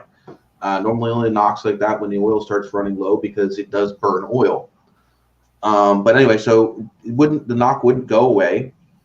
So we went and took it to the AutoZone or whatever. They ran the code meter, and it said it was the cam sensor on the exhaust cam, because it's got a dual cam. It's got an intake and exhaust cam, overhead cam. Mm-hmm. And so, okay, fine. Cleared the code, and it starts running just fine. And it comes back again, the same thing. That this time it was the exhaust cam sensor again, and it was the valve timing actuator. So the thing that actually degrees the cam, because this thing has the Kia version of VTEC. So that one came on, and I had 2 codes for number one cylinder misfire. Now, I haven't gotten the cam codes anymore, but every once in a while I'll get the number one cylinder misfire code. So I'm pretty sure that I'm going to probably just replace both of the cam sensors and replace all of the all of the spark plugs. Yeah. We'll start with the spark plugs. We'll look at the boots, start there. If I still have a problem with the misfire, then what I'll do is I'll swap the coil pack to another cylinder and see if the misfire moves. Yeah, see if the misfire moves. If it moves, then I'll know it's the coil pack, and I'll just replace the coil pack. If it doesn't move and it's still number one cylinder, well, then there's no point in replacing the coil pack, because that's not what the issue is. Yeah. But the spark plug wires and replacing any boots that look worn out, that's an easy, quick fix. It's not that expensive, and they have not been replaced since I've met Jess. And that car had 70,000 miles on it. It now has 160. So those spark plugs have 100,000 miles on them. Jeez. Yeah, pretty safe to say they need shot out. Yeah, I'm going to replace both spark plugs on both the Kias. So just haven't had time to do that one. Still have not had time to put those, I'm not sure if it's Stop Tech or whatever, but the drilled and slotted rotors on the gray car. Mm-hmm. Still have yet to do those. It's still running on the same brakes it was when it got inspected. That needs to be done, but it's kind of cold outside. Oh, yeah, fuck that. But they do need to be done. So either I borrow the car for a day and take it up to the shop and turn the heat on in the shop and go do them there. But we also still have to swap the wheels and tires back, because the gray car still has the wheels and tires from the green car. And I kind of need those to get the green car inspected. Ow. Because the ones that are on it now are off the gray car, and the reason why we swapped them was because they most likely wouldn't pass inspection. They're not bare yet, but they're you can see Lincoln's whole head when you do the penny test. Ooh. So they're getting to that point. Problem with my truck is that I don't have one. I have 2 cars for sale, and they never go, if they ever go. That's right. He has that Subaru Impreza, the bug eye one. I'm pretty sure. Just put winter tires on it. I mean, you don't need a truck. You got a freaking Subaru. You don't need a truck. Yeah, you got a rally car right there. What the hell you need a truck for? And 2004 Chrysler Sebring that I just put flex pipe and new tires on. See, look, he's got his winter driver and he's got his summer driver. Now it's if the Sebring is a drop top. Because I know a lot of them were. Oh, my friend's got a Sebring that's a drop top. A lot of them were drop tops. Which, like I said, you got your winter car, you got your summer car, and you also got your summer fun car too. It's also your winter car. I mean, you just put the top down. See? Problem solved. He's 6'5", yeah. You just drop the top. Yeah, there you go. Oh, he's got a sedan. He doesn't have the convertible. Well, that's kind of good because there's one less thing to go wrong. Well, yeah, he's one less spot to leak. Yeah. Well, like 60 less spots to leak. One of those, one of the convertible ones, and the whatever it is, hydraulic motor, electric motor, whatever the hell it is, doesn't work anymore. So you got to hold the switch and actually lift. You got to put it up yourself. Yeah. No more automatic, huh? It's also the same car where he hit a pothole when he was leaving work. Technically, it's his mom's car, and his mom's letting him use it. Yeah. Because the van he had is typical young people problems. Yeah. See, no, look at that. If you keep yapping for a second, I need to resupply my Captain and Coke. That's not enough. No. So I'll be. God damn! I'm dropping everything. And he actually broke the top strut mount, not the top strut mount, but the top part of the strut that holds the spring down. Like shattered. It was in like 3 different pieces.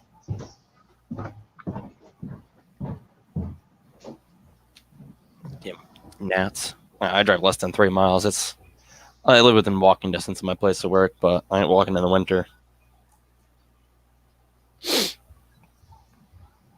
Also, there's something under the hood of that Sebring. It's like squealing like a banshee when you start it.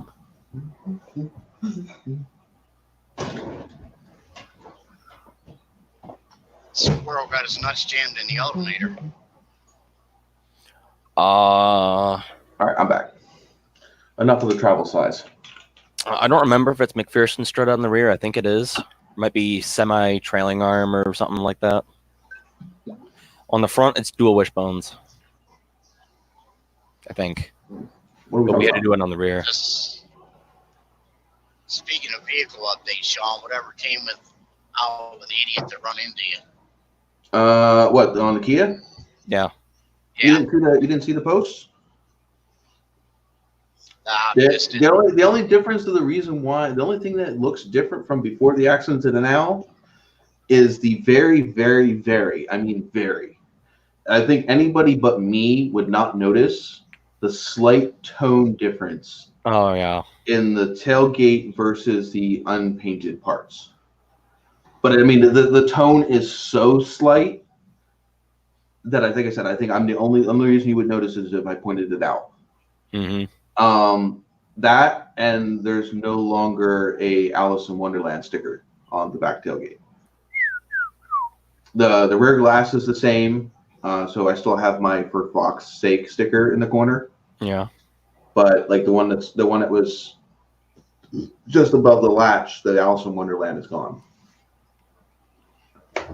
But other than that, yeah, they replaced the tailgate completely. They replaced the rear bumper completely. All but the very bottom plastic. Mm-hmm.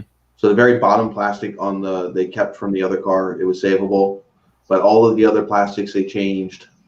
The reflector, any of the other trim packet plastics that's on the rear bumper, all of that was changed. And they put a new hatch on it. Mm-hmm. Cool. So yeah, it you can't even tell it was ever hit. In fact, it looks better than before it was hit. Well, yeah, because it was just painted.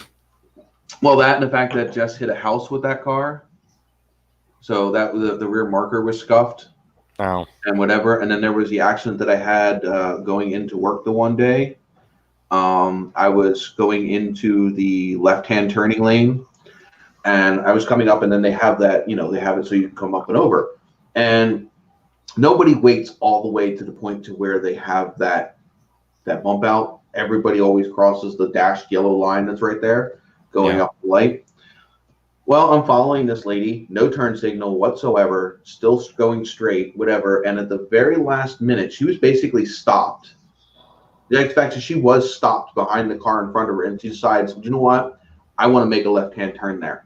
I'm already over halfway past her, and she turns into me just past my rear tire. So she just caught the back end of the bumper. Oh my God. And put a scuff in it.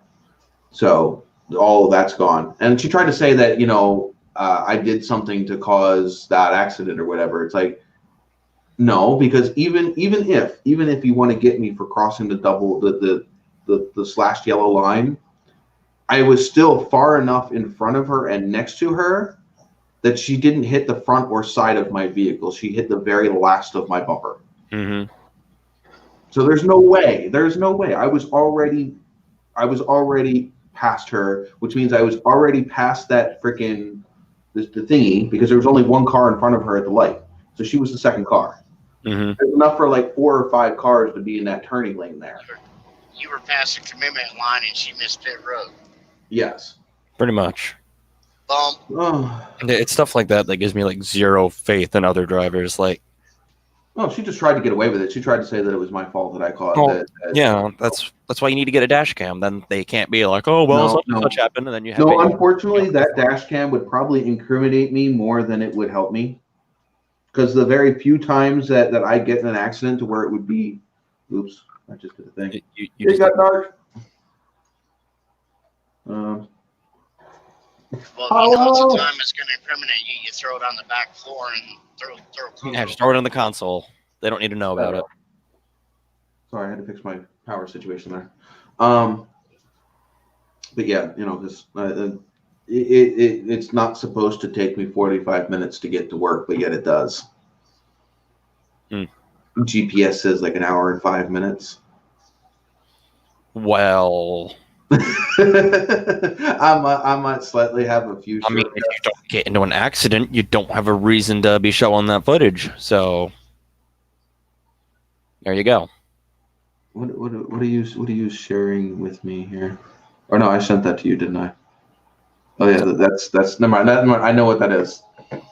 That, yeah. Perks of I opened that up at work and I'm like, there's no way it's this simple. So I just closed it and forgot about it. And then I'm like, I wonder what that was. I'm like, wait, that's not a boxer engine. That's actually, of course. My actual thought process. Yeah, you always have to worry about stuff you get from me. Yeah, I know.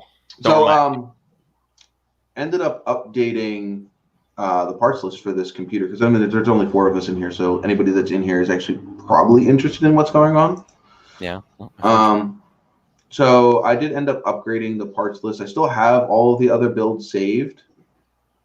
But this is fuck it. I'm no longer at this point trying to, I'm not trying to beat the online sales at this point. Now it's I'm trying to build a computer. Mm-hmm. So we still got the Ryzen 5 2600, which is sitting here, which is the 3.4 gigahertz 6-core. It's not the X or whatever one that you were. Yeah. I did see they have a 3600. You could easily overclock the 2600 to match the performance of the X. Right, which the motherboard that I'm looking at is definitely overclockable. I still have the Cool Master whatever cooler here just for shits and giggles, because this is like my ultimate, like, if I got everything build. Mm-hmm. The motherboard that I'm looking at, maybe not the motherboard that I'll go with, but the one that if I have the money when it goes down in price, I'm going to grab, is the MSI B450 Tomahawk Max ATX. Cool. Which is, I think, the newest. All the Max ones are the newest ones that are out. They have a larger BIOS update, like a larger BIOS memory. Yeah. And some extra cooling features on the motherboard itself. Mm-hmm. And they're definitely overclockable. Memory, I'm going max for the 64. 64s. 64. So, yeah, that's the max that I can do right now. What I have this looked at is 32. Yeah, 2 of the 16 gig sticks. Well, 2x8s. 2 sets of 2x8s, because they're $101 right now per 16 gigs. How much are the two? Well, I would have to go look. But any of the to get the 64s and the 16 gigs, I'm looking at like $300, $400 to get that. Oh yeah, easily. So I figured I'd just go. You're realistically never going to need 64 gigs. Well, the only reason I would probably need it is with the video editing stuff. Unless you're doing like 4K video, you don't need 64 gigs. Well, eventually looking to doing that, but not right now. Okay, so 216s, and these are the Corsair Vengeances, are 169 for 216s. Well, that's Corsair Vengeance. That's like top of the line, which right. I mean, you don't really need the top of the line. Okay. Work. Yeah, that's another Vengeance one. I'm looking. Those are those are the cheaper. I think those are the cheaper ones. Hold on. All right, let's go. 216s. So the cheapest 216s, which are the 20, we don't want it. We want higher RAM than that. So the 3200 or the, would you say 3466? I think this motherboard supports faster than that too. But I think they get expensive the faster you go, right? Yeah, generally. Okay, so 216s for the Mushkin Enhanced Red Lines is 190. And that's the 3466s. I thought I clicked the 32s. That's 33s. Oops. There we go. Anyway, okay, so the cheapest is the Olys, Oloy. Never even heard of them. I wouldn't go with brand you haven't heard of before. Yeah, it has no reviews on it whatsoever. So the cheapest one that has reviews are the Rip Jaws, and they're 3200s, and there are 116 for 2. Oh, what? Oh, it's 2666. I was gonna say you can sort it by price per gigabyte. So that's what I did just now, and I found a 116 gig stick, which is $44.99, and then looking it's $26.66. Yeah, that's why that's why I said I had one of those. The cheapest 3466s. Yeah. Is way the fuck up here. The cheapest one is the Muskins, and that's at 190 for 2. I wouldn't say you need 3466, but definitely go at least 30. I was looking for the 32s, which is why I picked the G-Skill Ripjaws 5s. Yeah. Yeah. And there are 100. Yeah, the G-Skills are 116. See here, G-Skill Aegis 16 gig, 116 gig stick, $54.99, 3200. Well, it's about the same as the G-Skill Ripjaw 5s. Oh, yeah. Are 116, which if you divide that by half is basically your 54. Yeah. But anyway, so I picked those. Either way, either the 30. That's the ones I have. Which build here? So I figured 2 of those. Let me actually add those because they weren't added there. Yeah, there. Add and add. Okay. Get rid of these other ones. Oh, now I have way too many. Oh, that's because I added it to the wrong build. Whatever. Screw that shit. Anyway. So I went with Michigan Mechanics is actually saying something here. G-Skill Trident Z Nero Series, 32 gigs, 2x16, DDR4 3600. I don't know if the 3600s are going to be compatible with the motherboard. You'll be able to use the 3600s, but you won't be able to run them at 3600 speed unless you. Let me see. You would have the motherboard says a little bit, and then you can mess with your memory timings a little. Actually, they don't run a 3600. They run the 3466 and the 4133s. And the 4000. It'll support that, but you could be able to run them at that. You'd have to tweak You'd have to tweak your voltages and everything, the whole 9 yards to get it to be stable. Right. But anyway, so I have this set so that way. What the hell am I doing here? I have no idea. Okay, hold on. Back to the custom build. Okay. So anyway, so the Tomahawk Max ATX running whatever happens to be on sale that I trust at the time that I go buy the memory, but basically going to run at least one 2x16. Mm-hmm. I have the Seagate Barracuda 2 terabyte 2.5 internal hard drive for memory. Storage. Yeah, storage. I have the Kingston A40 240 gigabyte M2 slot for the operating system. Yeah. We also know we have the Ace Rock whatever, and I put 2 on there just for Two what? 2 of these. Obviously not buying 2 of them right away, but just have 2 of them. Yeah, just for the the maxed out build. No, I wouldn't run 2 of those. I would just get one single better GPU because you get diminishing returns from running 2. Oh, okay. I don't know. I just had it on there just to see what price wise where it would go. Obviously the Coolmaster Half XB Evo case that I want to run. And again, that's just personal preference. It's the case that I want to run. I could run a regular tower. Just don't feel like it. Yeah. I like the flexibility of that case.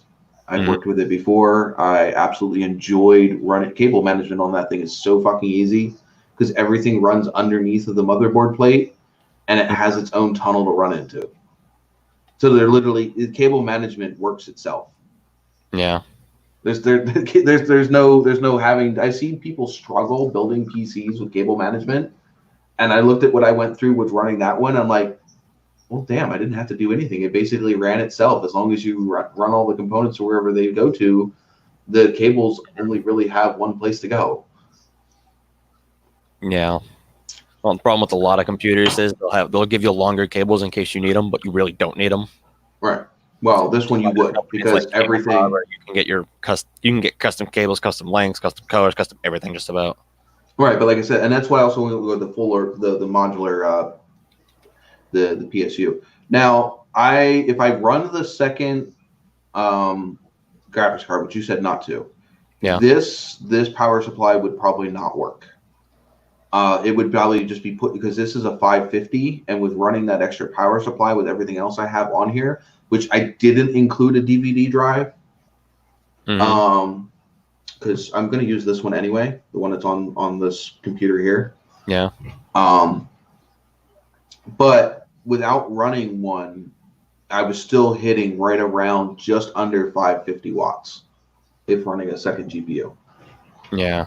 You're going to need another one. Well, a better. I would need at least a 650 at least. I would go 750 just because. Right. So right now I have a 550 watt on here, and that's running at about $100, and it's an EVGA. Yeah. Supernova. It's an 80 plus gold. Nice. So I mean that's the no punches pulled build. Well, no punches pulled budget build. Because obviously we could definitely blow this thing out of the water if I didn't have a spending limit. Oh yeah. But that's running at just under $1,000 with everything. But again, that's buying a lot more than I was intending to buy right off the get-go. That would be like the finished build. Mm-hmm. So the budget build. So this is bare bones. Bare necessities. Right. So that one I'm still looking at around 355. I still want to go with the Tomahawk motherboard, but any one of the other Max series boards I was looking at, including like the MSI 8450 Gaming Max, which was only like $2 more than the old board. Mm-hmm. They're running at around 106 for the Max board. But at this point, finding a Max board is hard. Everywhere I keep turning to, they keep going sold out within a day or two. Jeez. So I'll click on it, and then that price will be sold out, and I'll have to find something else. Going to G Skill V Series rip jaws 2x16 3200, so they're in there. The M2 slot is in there. I dropped the hard drive because I technically have a hard drive with this PC sitting here. No. It's not very large, but it will do the job to get the computer up and going. Mm-hmm. Obviously, the video card we still have sitting here, and I went with the same 550 watt 80 plus gold power supply at $99. That build without the motherboard being the Tomahawk, which the Tomahawk is about $15 more expensive. Mm-hmm. Which I think I can probably do the $15 more. It's at $355, so $15 more to run around $375 to run this computer, and that's the bare bones parts that I need to get this computer up and going. Mm-hmm. So I need $370 more to be able to go back to making videos. Jeez. That's not including the $250 that is sitting right here. Just about. Because I think this was 109. I think it was 112, 113, like after taxes and all of that. And then this was 140, 149-ish. So yeah, there's $250 sitting behind me, plus another $375 that I still need to buy. So yeah, any help could be very much needed. Much more work than it's worth. Oh, okay, hold on. Yeah, I used to work wire harness manufacturer and redid my cables to have helped wire to match the case. To have all purple wire. Yeah, see, I'm not concerned with any of that.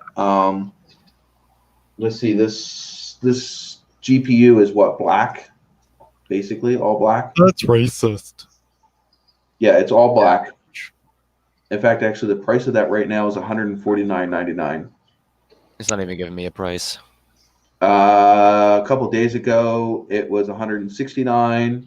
Wait, it's because you bought them already, and it's going off the link. Right. I bought them already. $169, and then when I bought it, it was $139 plus tax. So yeah, but so that's black. I think the motherboard, the Tomahawk motherboard, is all black. The old school Tomahawk, which, like I said, has a smaller BIOS and doesn't have all of the heat sinks, that one's going for $117, and that one is black and silver. Mm-hmm. Like I said, the Tomahawk one, which is $121, is all black. Okay, so I mean, right there, I mean, basically the main parts of the system are all black anyway. Most of the cable management is going to probably be in a black mesh, if they're in anything.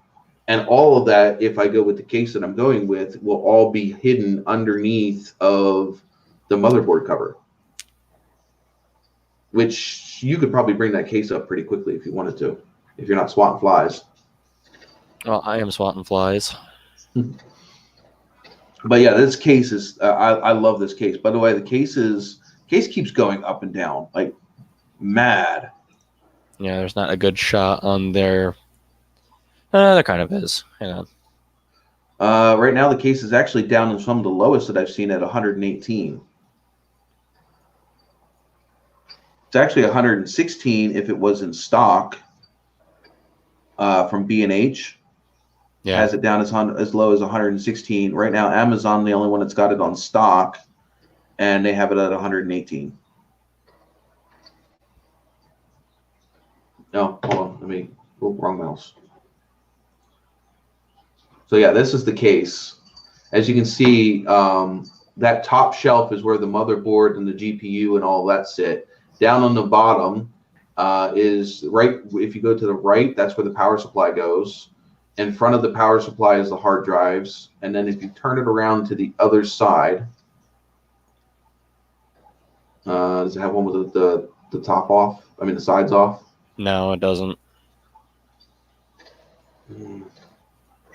Okay. But anyway, on the other side is there's more hard drive space for like the SSDs. And what else fits down there? So you have your GP, your PSU, your hard drives, your optical drives, and your like the solid state drives or whatever. They are all down underneath of the motherboard. So the only thing that's up on the top shelf that you can see is your motherboard, your GPU, and your CPU. Everything else is down underneath. Mm-hmm. So, like, the only thing that I'm really worried about not matching color-wise is the motherboard and the GPU. Well, and your RAM sticks. Well, yeah. Because that's the only thing you're seeing. Everything else is going to be hidden. The only other thing I think is that M2 board. Because I do believe that lays flat across the top of the motherboard. It'll be the only bright green thing in that whole case. Yeah. Which would suck, but you know, it is what it is. I think it hides partly underneath of the GPU anyway on that board. Yeah, since I'm on here, I'm kind of curious now. Shit.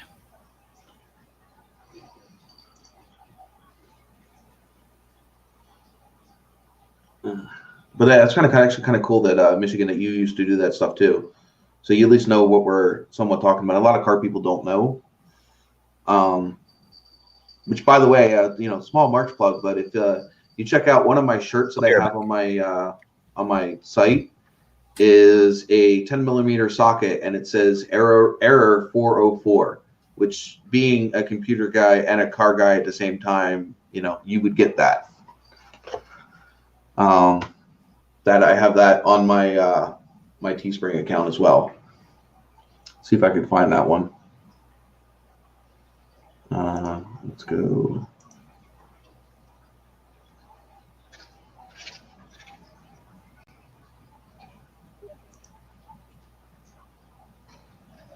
If you're still here. Hopefully I have it up. I'm pretty sure I do, but maybe I didn't put it back up. I might not have it up. I might have to put it back up.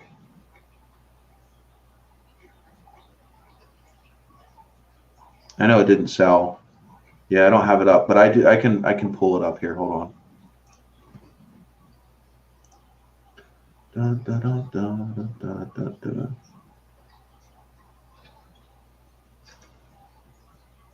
Then again, I'm probably doing this all for nothing because you may not even be in here still.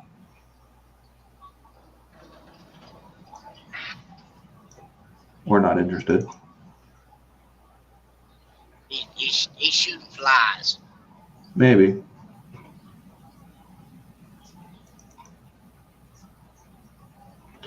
Oh, it's not in there. Oh, I know where it is. It's under channel stuff.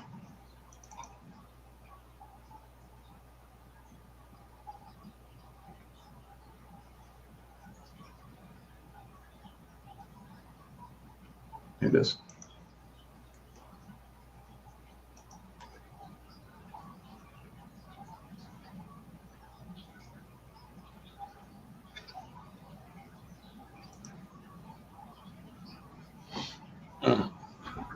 Let me pull you guys down here.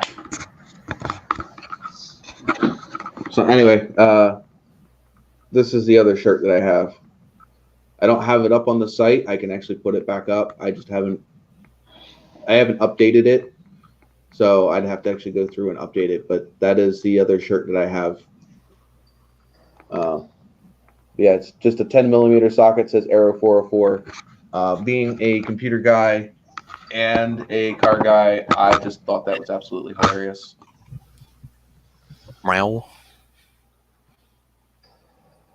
Works for everything. But yeah. But yeah, you're right. The shirt doesn't exist on my Teespring account. I'll have to put it back up. I got to go through all of my Teespring stuff and re-go through it. Mainly because I want to get away with the gaudy big. I think I did do that basically on most of them. But I had to go back through some of them and change the way that the back ends look, the back of the shirts. Like I said, I think I did on most of them. Yeah, most of them I did. I just have the NOVAtazz customs, and I might change that even more and make it even smaller. That's what she said. Right? Well, no, I doubt she said she wanted it smaller. Yeah, seems. That's generally not a thing women want. But yeah, I'll have to put it back up. But this is one that I did design mainly because of being a computer nerd and a mechanic. By the way, you guys ever wondered what happened to the brain engine? Yeah, what did happen to that? Computer. Oh. It again, the same issue that I have with the rendering videos, I was also having with Inkscape. Inkscape and GIMP were giving me fucking shit fits about trying to edit. Like the lag from the time that I moved the mouse to where the computer caught up and moved it was such a pain in the ass that you could not get clean paint strokes. You know what I mean? It was so jagged. It was like it'd be like trying to find mines with a 10-foot pole, and you could only move in like half-a-foot increments. Yeah. You know what I mean? You know how hard it would be to try to like precision do something where it would just skip all over the place and everywhere but where you wanted it to be.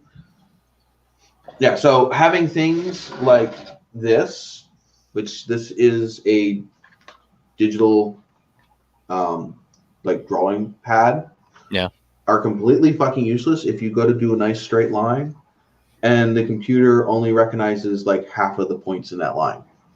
Yeah. Because the computer locks up and freezes and does a bunch of freaking stupid shit. So yeah, all of my creative media has come to a screeching halt.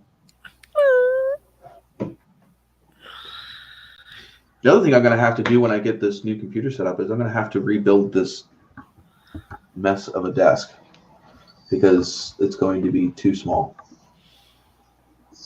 Whoa. That's what you said. Well, I mean, I want to put, I want to go back to a dual monitor setup. Mm-hmm. So that way I can have this is what I'm not showing the internet versus if I want to share a screen, I have this spot over here. No, you have the ability. Yeah, and the other thing is again, not having two computers to run the live stream where I have one computer running all of the background stuff, and then I have the other computer that's actually doing the live stream. I'm going to be able to do everything on one screen again, so I'm not going to want everything on one screen. You know, I'm going to want to be able to have that second screen to be able to have stuff pulled up. What am I going to the library for? To use a computer? I'm not even allowed in libraries right now because of my ex. I owe them like $400 in library books and shit because she took off with them when she left. So I can't really return library books that I don't have. But yeah. So yeah, you have to have a library card to use the computers, and I can't get a library card. And I can't get a library card anywhere in PA because all of PA's library systems are connected.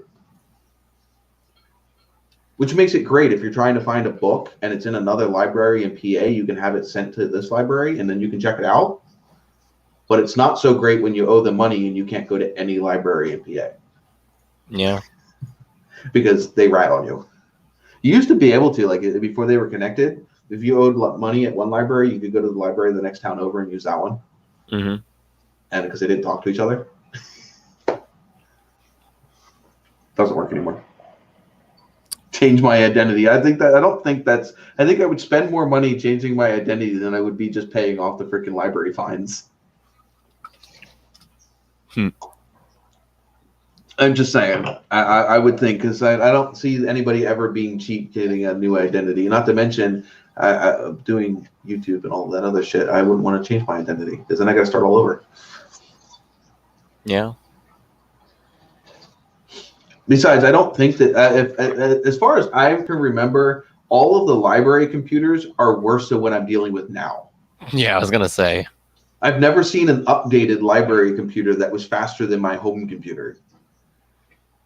I mean, geez, the last time I went to the library, when everybody was already using like Google Chrome and things like that, they were still using Netscape.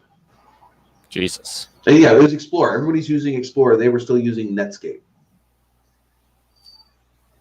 And now we don't even use Explorer anymore. No. Explorer sucks. I use Firefox or I use Chrome, depending on what I'm trying to do. I prefer Firefox, but sometimes Firefox isn't the better of the two. Holy cheap. What? I'm looking at mini ITX cases, or actually no, this is micro ATX case, and like it looks okay from the outside, and you see the inside, and it's just all like primer gray. I don't really. I mean, the thing is I was looking at the micro ATX boards and all of that, and I know you originally picked one out for me. But the problem, I mean, like, I guess if I'm not running 2 GPUs, it's not that big of an issue. But the amount of stuff that they have on them isn't that much. Yeah. And especially if I want to run an M2 slot, some of them didn't have enough SATA 6 plugs, because that M2 slot takes up 2 SATA ports right off the bat. Mm-hmm. So you lose 2 of them as soon as you go to plug that in, which means on most of the cases that I'm looking at, I'm down to 4. I mean, are you going to have 4 hard drives hooked into the same computer? Well, I don't think is that the only thing that they're used for? Yeah. Okay, well, then I'm at least going to have 2 more. And what if I have like this external one? Does that count? No, that's USB. Okay, so the USB ports are not SATA ports. No. Okay.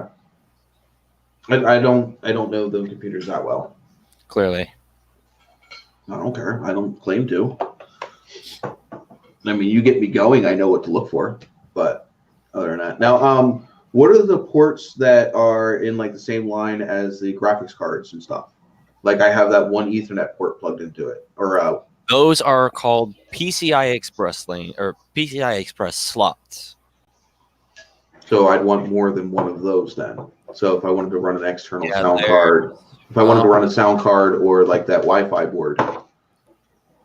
Yeah, if it wasn't dark and if I didn't have the side of my computer, I could show you. But the full length one is a 16, well, PCI X16. That's a full size slot, and then you have a by 4, and then you have a by 1.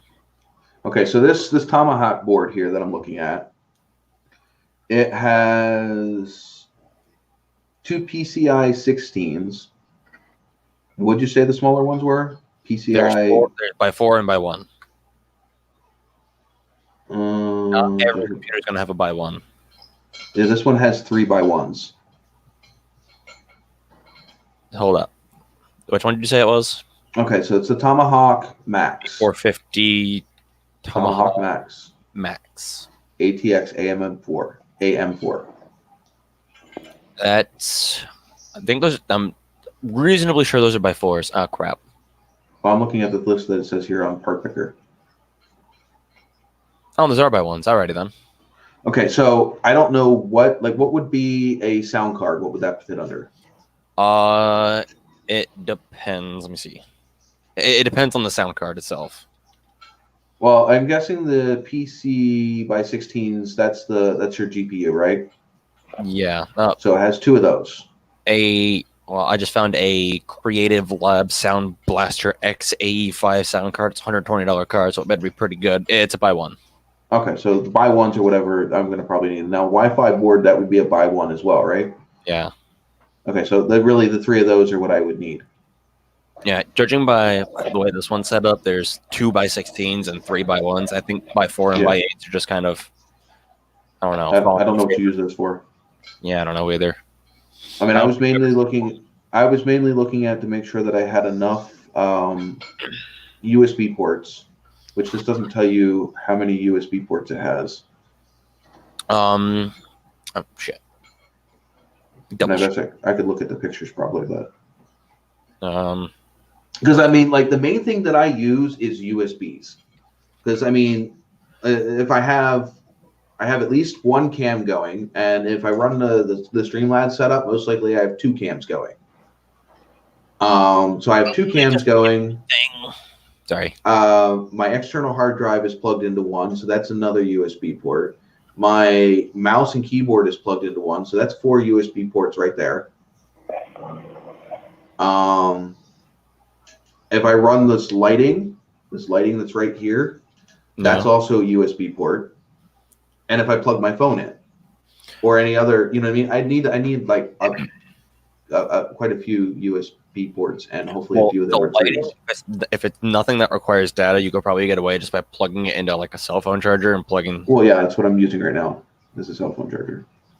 But again, that's the other thing is getting 2 outlets isn't easy either, because like right now, well, I'm running 2 computers right now, but I do have a power strip back here, but it's not something that I can get to easily without having to like climb under the fucking desk and shit. Yeah. Because of the way this desk is made. Newegg has more pictures up of the B450 Tomahawk Max. Okay, hold on. Newegg. Okay. Looks like you have 3 3.0s and 2 2.0s. So that's what, 5? Yeah. Is there any parts on the board that could lead to front-mounted ones? Because that case has. Oh yeah, you're gonna have that. The case has, at least depending on what version of that case you pick up, because the different ones have different ports in the front. They have different versions of it. Let's see, specifications, socket type AM4. That's not, get the hell out of here, you pop-up thing. Yeah, this one has, this version here has 2 of them. Storage devices. It has 3. It has 2 of the blue USB ports on the front of this one. Yeah, that's 3.0 at least. Back IO ports. There's 1 DVI, 1 HDMI, 1 RJ45. That's your LAN or Ethernet. 1 PS2 keyboard mouse combo. 1 USB 3.2 Gen 2 Type A.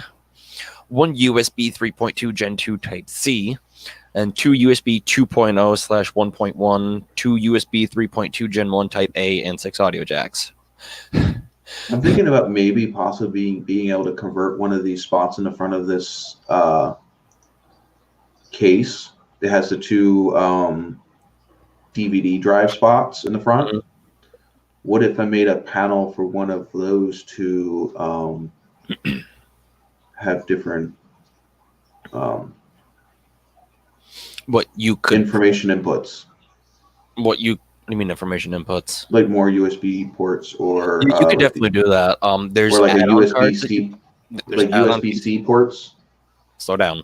There's add-on God damn it. There's add-on PCIe cards that you can, like, you could put them into the PCIe slots, and then you'd have extra USB ports on the back of your computer.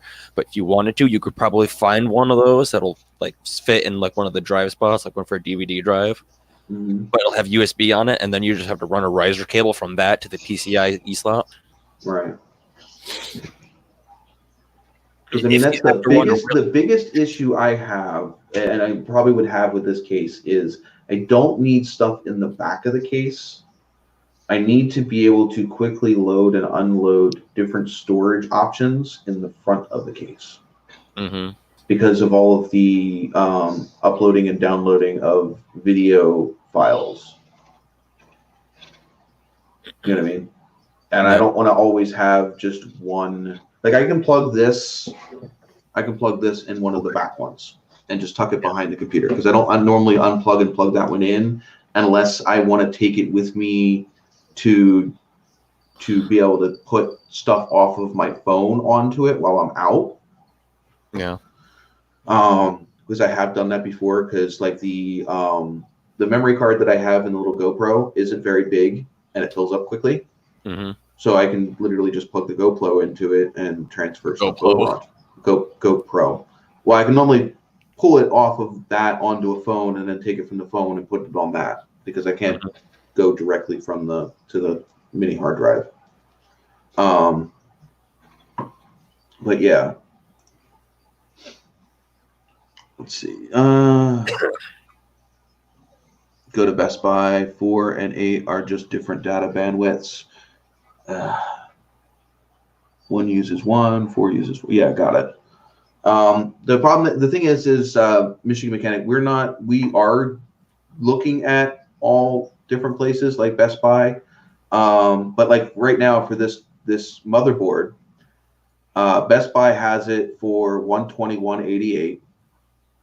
B&H has it for $121.88, but it's on pre-order. Best Buy doesn't have it at all, and in fact, actually, when they do have it, it's pick up in store only. They don't ship it, which means me traveling an hour out to Allentown to go get it.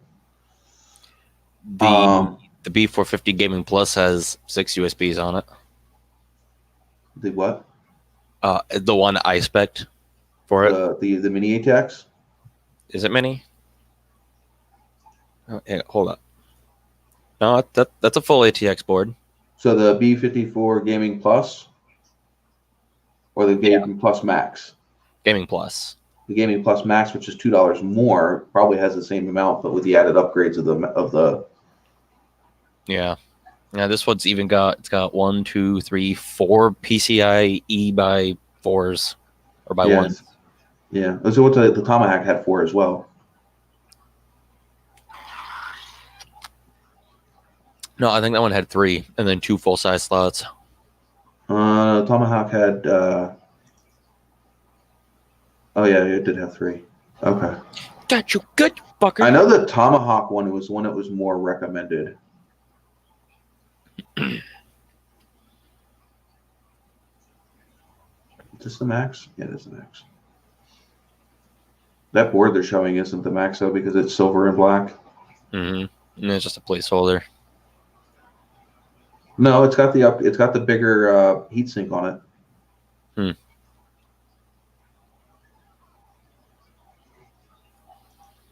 Yeah, we're looking at not just. Holy crap! What? The Gaming Plus Max supports DDR4 4133. That's what the Tomahawk Max supports. All of the new Max boards go all the way up to 4133. Oh Jesus! Hot damn! And the BIOS is twice the size of the standard ones, so it runs the new BIOS for the third gens. Yeah, but you're not going to get anything at well. Actually, no. I don't. Wait. You can use a 3rd gen on a B450, but you won't get the most out of the 3rd gen. Well, when it comes to the price of the 570 for 3rd gen. Yeah, when you look at the price of the 570s, though, the budget 570s are close to $200. However many $100 on a brand new CPU, they probably got the money to go out there and drop however many hundreds of dollars on a new motherboard too.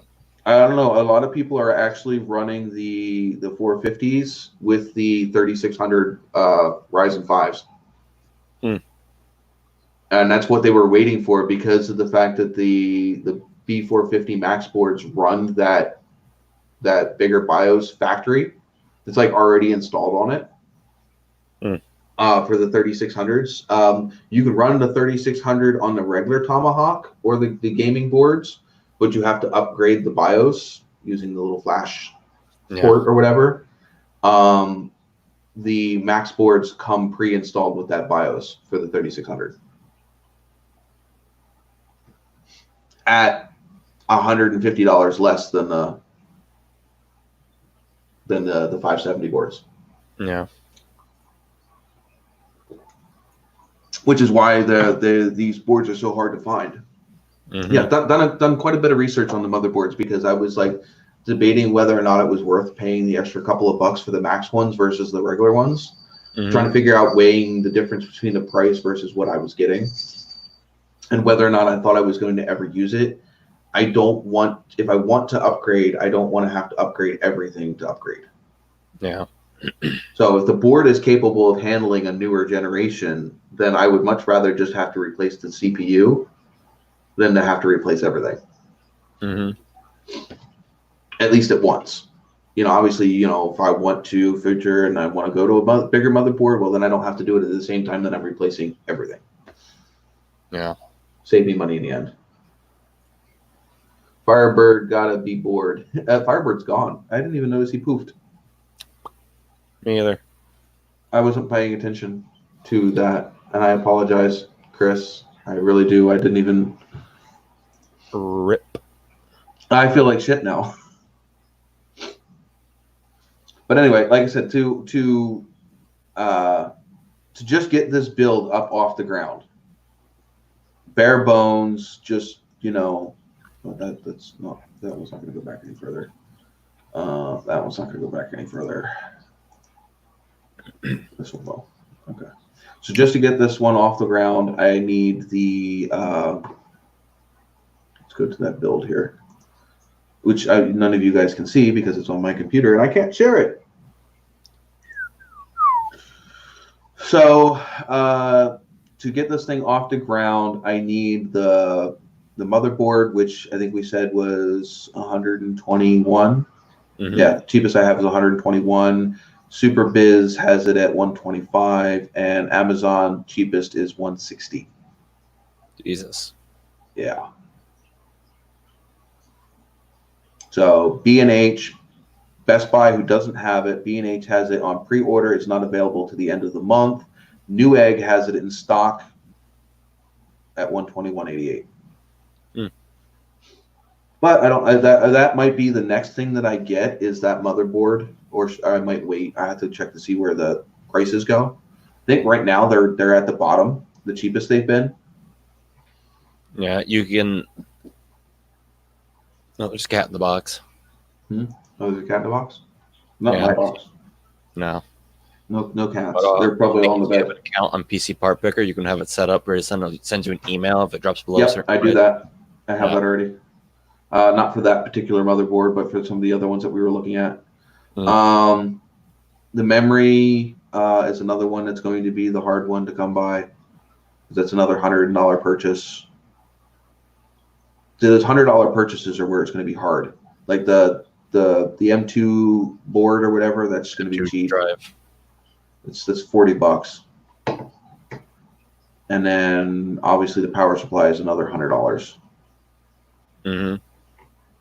So, and the thing is I don't normally have more than like 100, 150 to spend in any one shot, because I'm really normally only spending, I don't have a whole lot on the side, which is why I've been trying to push the Teespring stuff and pushing, obviously to see if anybody wants to help out the build, because with after child support, I don't have very much.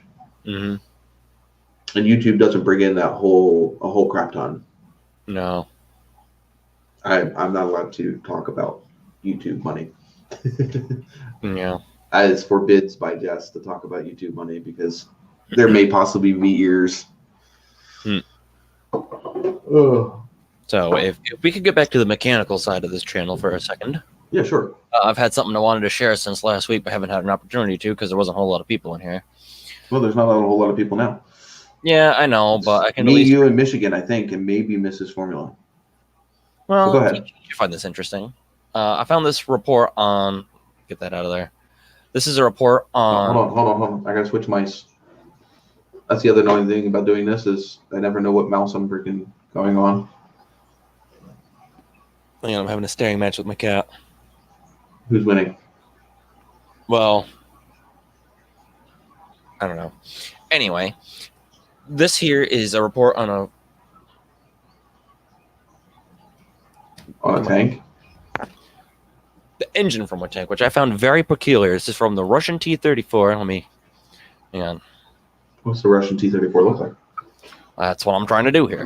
Let's see. Out of the way. All of these are one variant or another of the Russian T-34. This is one of the more powerful ones, but that's obviously a model. Cover of a model. Yeah. There. Real picture. Real thing.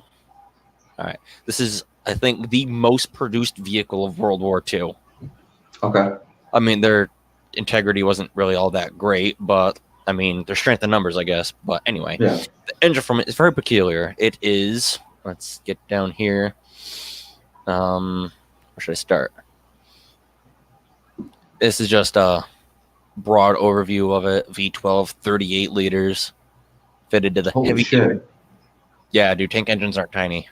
Well, I mean, they ran the Cadillac 500. They ran 2 Cadillac 500 engines in one of the American tanks. I don't think that was a tank. That was an artillery piece. I do believe it was a tank. Well, that might have been the M24 light tank. Might have been. Let me find out. I'll go look while you're doing that. All right. Anyway, there's an engine that was used in the KV series of tanks, which were heavy tanks, obviously by 56 tons here, and the cruiser tank T-34, which you just saw, 28 tons. Right.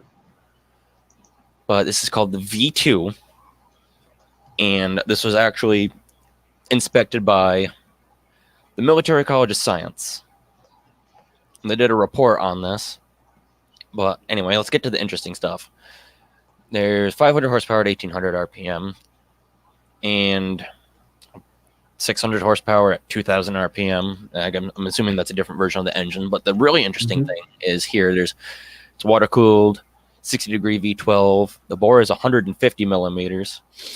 The stroke is 180 millimeters on one side, and the other side is 186.7 millimeters. So one bank has a larger stroke than the other bank. And going deeper into that, one bank has a higher compression ratio than the other bank. And of course, there's, different mean piston speeds because it's got a different stroke and all that happy stuff. But I think the real interesting thing is how they have it like that. Here, all the journals. Well, there's only 6 journals. There's not 12 journals like you would usually have on a V12. And this picture right here shows how they do it. You got the crankshaft. Let me zoom in a little bit. Let me scroll down a little bit. You got the crankshaft right here. This is the center point of it, I guess. All right. Here's the center point of the journal. And here's this other journal up here that's part of the whole connecting rod. Yeah. So I think this one is the higher compression ratio bank. So what was the point of doing that? I don't know. I honestly could not tell you.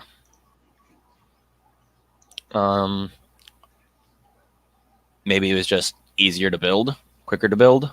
Maybe. I mean, they just cranked these things out during the wartime. Well, during the war, and apparently this was also thought to be used. Well, they were thinking of using this in an airplane, hence the gear reduction on the front of it on this one. See if there's anything else interesting.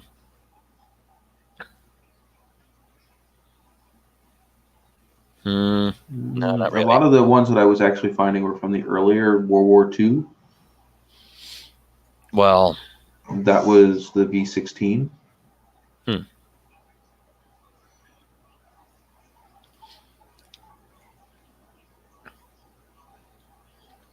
I'm still looking for. Let's see.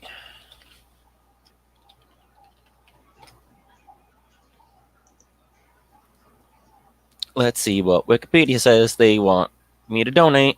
Maybe later, as in never. No. Oh my God, they're asking for an email address now. How about no?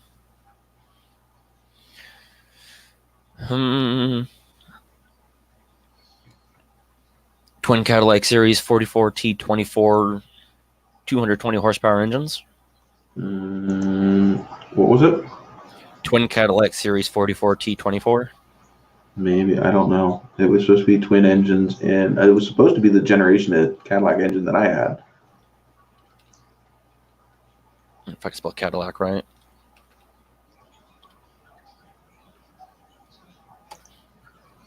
Let me see. No, that's the flathead ones. Yeah.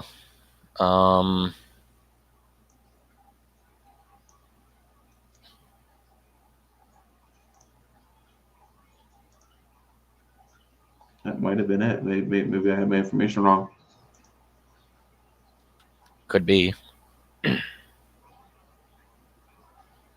44T24 is, yep.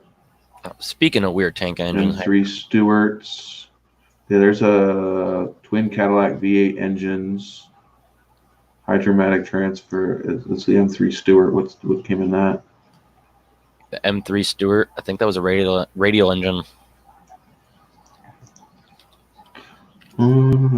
Get out of my way. How do I get it? Okay, there it is. Close. Okay. Engine. Stop asking me to donate. No, that was Twin Cadillac Series 42. Which is the same flatheads? Probably.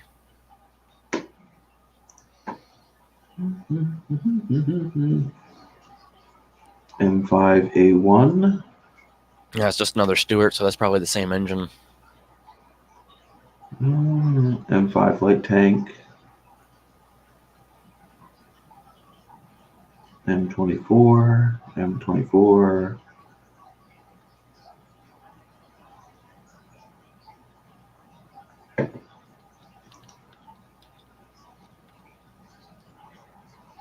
So it's got to be whatever tank was made in the late 60s, early 70s. If it is late 60s, early 70s, that's Cold War. That's not World War II. Right. Well, that would be when that engine was popular. Was then. So maybe it may be just that flathead one.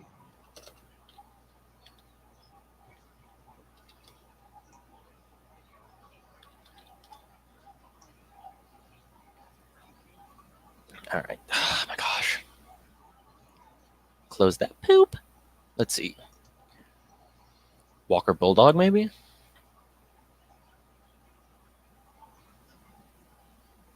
Engine. Nope, that's not it.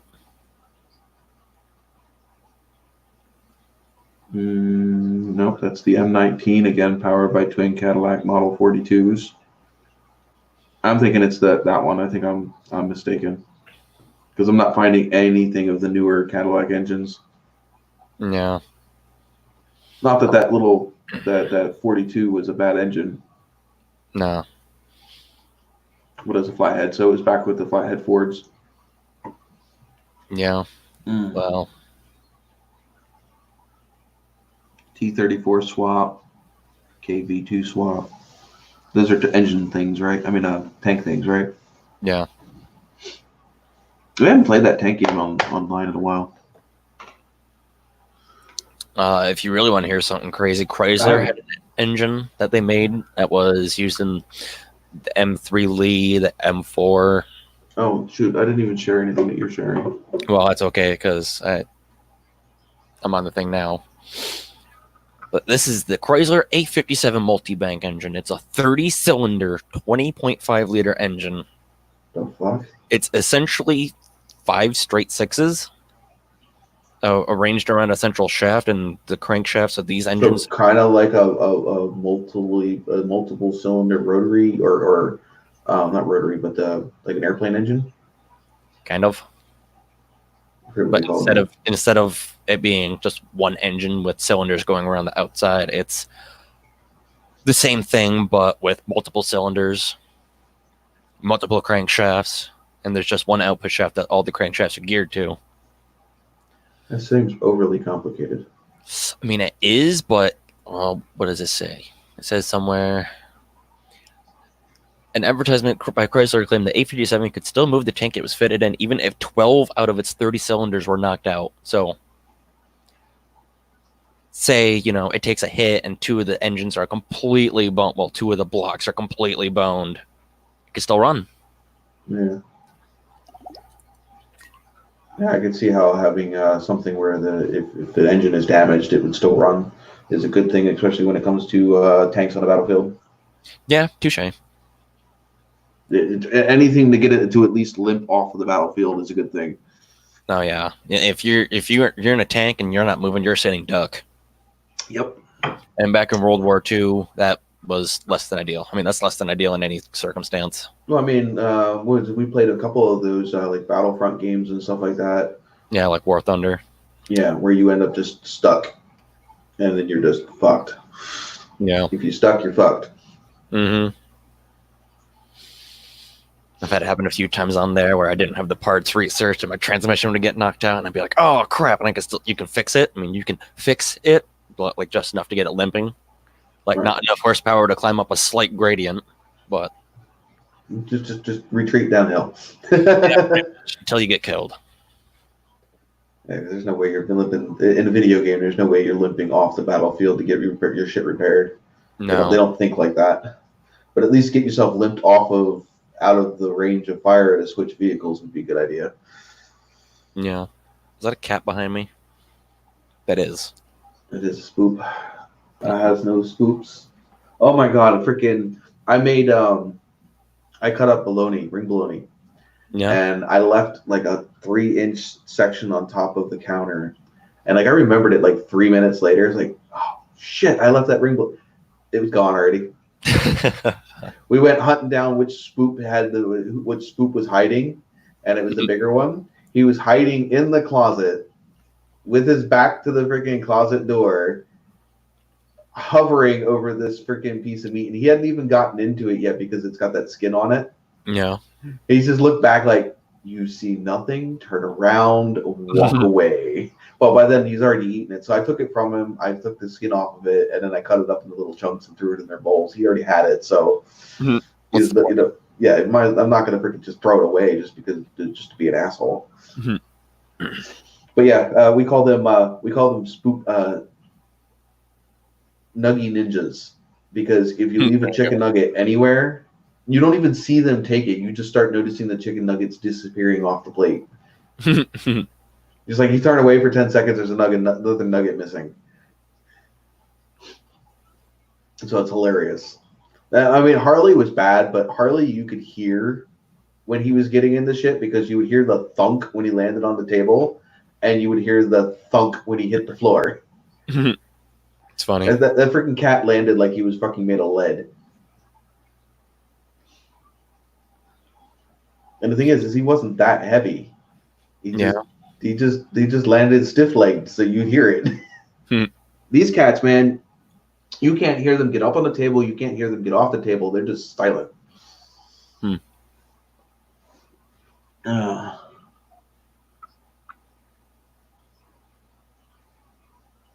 Damn. You know what'd be really cool to do with one of those big tank, some of the lighter big tank engines? What's that? Make like the old school fucking like Duesenbergs and shit. Oh geez. Make like a modern-esque. Do you know what? Stick two freaking Coyote engines together and stuff them in a fucking long nose freaking old, like modern old school Duesenberg. Well, Jay Leno's got his whatever the hell he calls it. But those are old ones, aren't they? His Blastion special, whatever the hell. Is it a new car?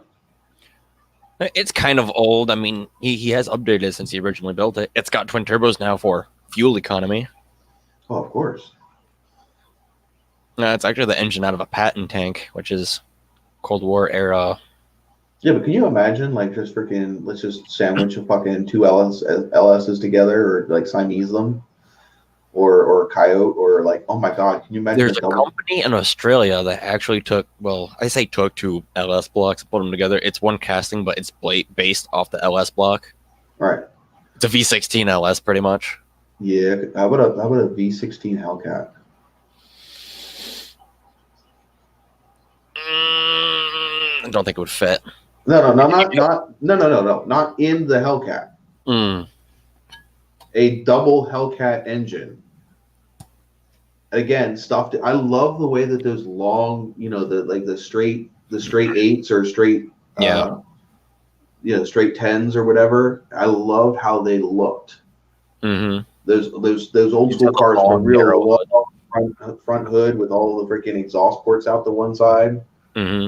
Oh my god, those cars are so sweet. But can you imagine making a modern version of one of those with like just sticking two of our V8s together and stuffing them under the hood? My god. That'd be gnarly. I mean, even if you did just a V12 and just cast it so that way there's only but with today's engine technology built into one of those V16s or V12s, like straight, let's just build a Hellcat, but make it, twice as long. Yeah. Fucking 1,000 horsepower, try like freaking 2,500 horsepower. Because I mean, do you lose power the more? I forget whether or not you don't lose power, but I don't know if it would be less efficient. Well, I mean, naturally it's going to be less efficient. You have more cylinders. Yeah. But that's what forced induction's for. Right. Can you imagine? If you really want to get into it, you can be like, well, let's put some alcohol in there, or just say screw it and just go full on methanol. Do you remember the car from the early 90s 101 Dalmatians cartoon that Cruella DeVille had? Loosely. My God, that car was badass. I mean, it's a cartoon, but yeah, her car was freaking wicked.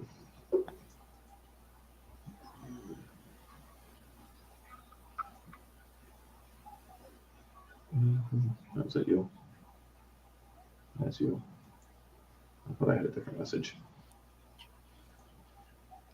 Nope, just you. Just moi. Mm-hmm. Oh, by the way, you're gonna hear it here first. Last time I checked, I was like basically right at 1,600 subs. Cool. I think YouTube will say that I'm at 1,600 because of their new freaking only show the first three numbers bullshit. Mm-hmm. I am technically at 1,599. Nice. Fucking one away from 1,600 subs. Oof. Fucking epic. Did you see Jay Leno actually had a car built? What was it?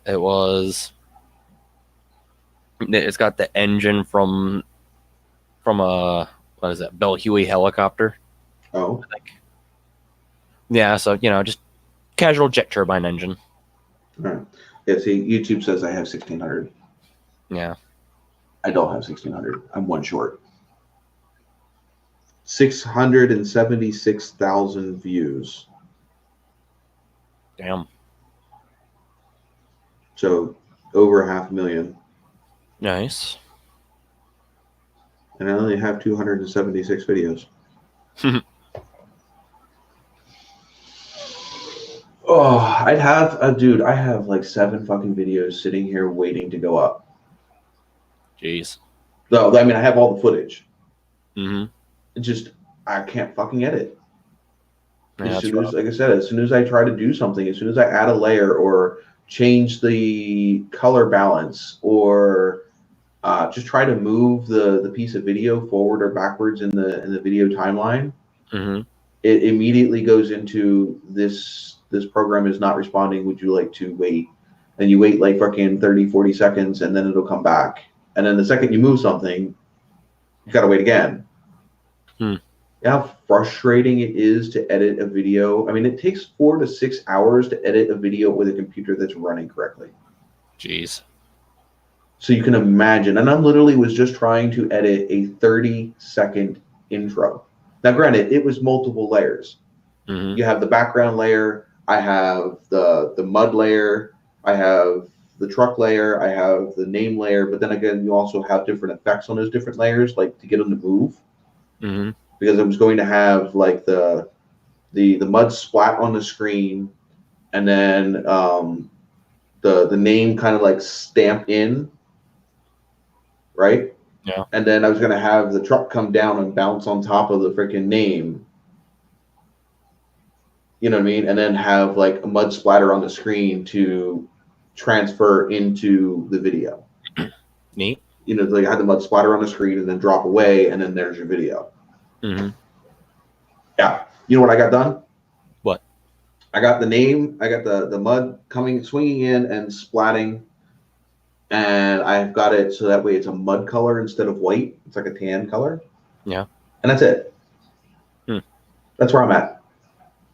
That's as much as I could get done because that's every time I try to freaking do something, especially when you start adding more and more and more, the more you add, the longer it takes for it to refresh.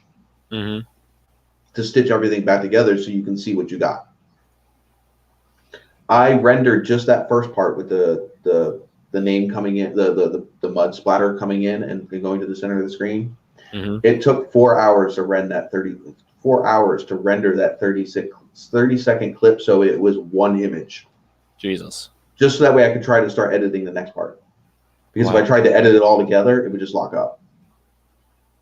Goddamn. So I literally had to like make a video to put in my video. Jesus.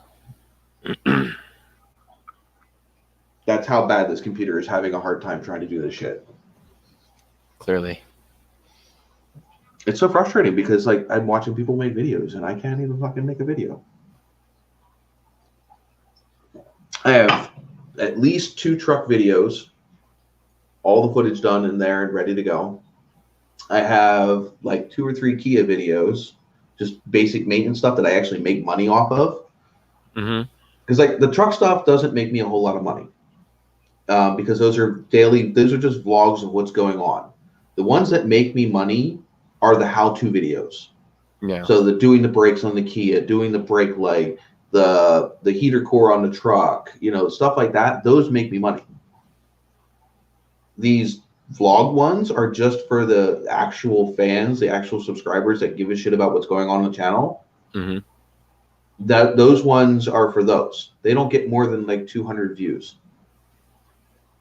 Yet you see how much the how-to, the heater core videos, what? My God. Heater core video is up to uploads. Come on. I'm even having trouble just switching freaking, just doing web page shit. All right, views. I want you to switch the views.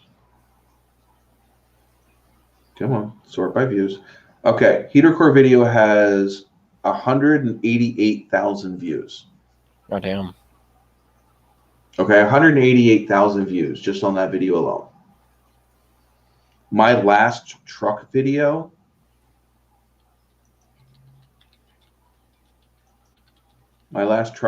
got 103 views. 103 views versus 188,000 views. Wow. I mean, the watch time is there. The watch time is, right where it needs to be. But the problem is, it's just the views aren't there because most of the views on the heater core video are not subscribers. Whereas most of the views on this stuff is all subscribers. So yeah, you got the stuff that people actually subscribe to watch, and then you have stuff that I have that actually carries the monetary value of the channel. Actually make me money. But anyway, what time is it? It's going on 12 o'clock. So Mission Mechanic, if you're still in here, we're going to bid you a good night. Thank you for hanging out and chilling with us this whole time. Definitely appreciate it. And we will catch you guys all next week, I think. Yeah, I think so. I think next week isn't a holiday yet. Yeah. So we will catch you next week, and hope to see you there. All right. Thank you, guys.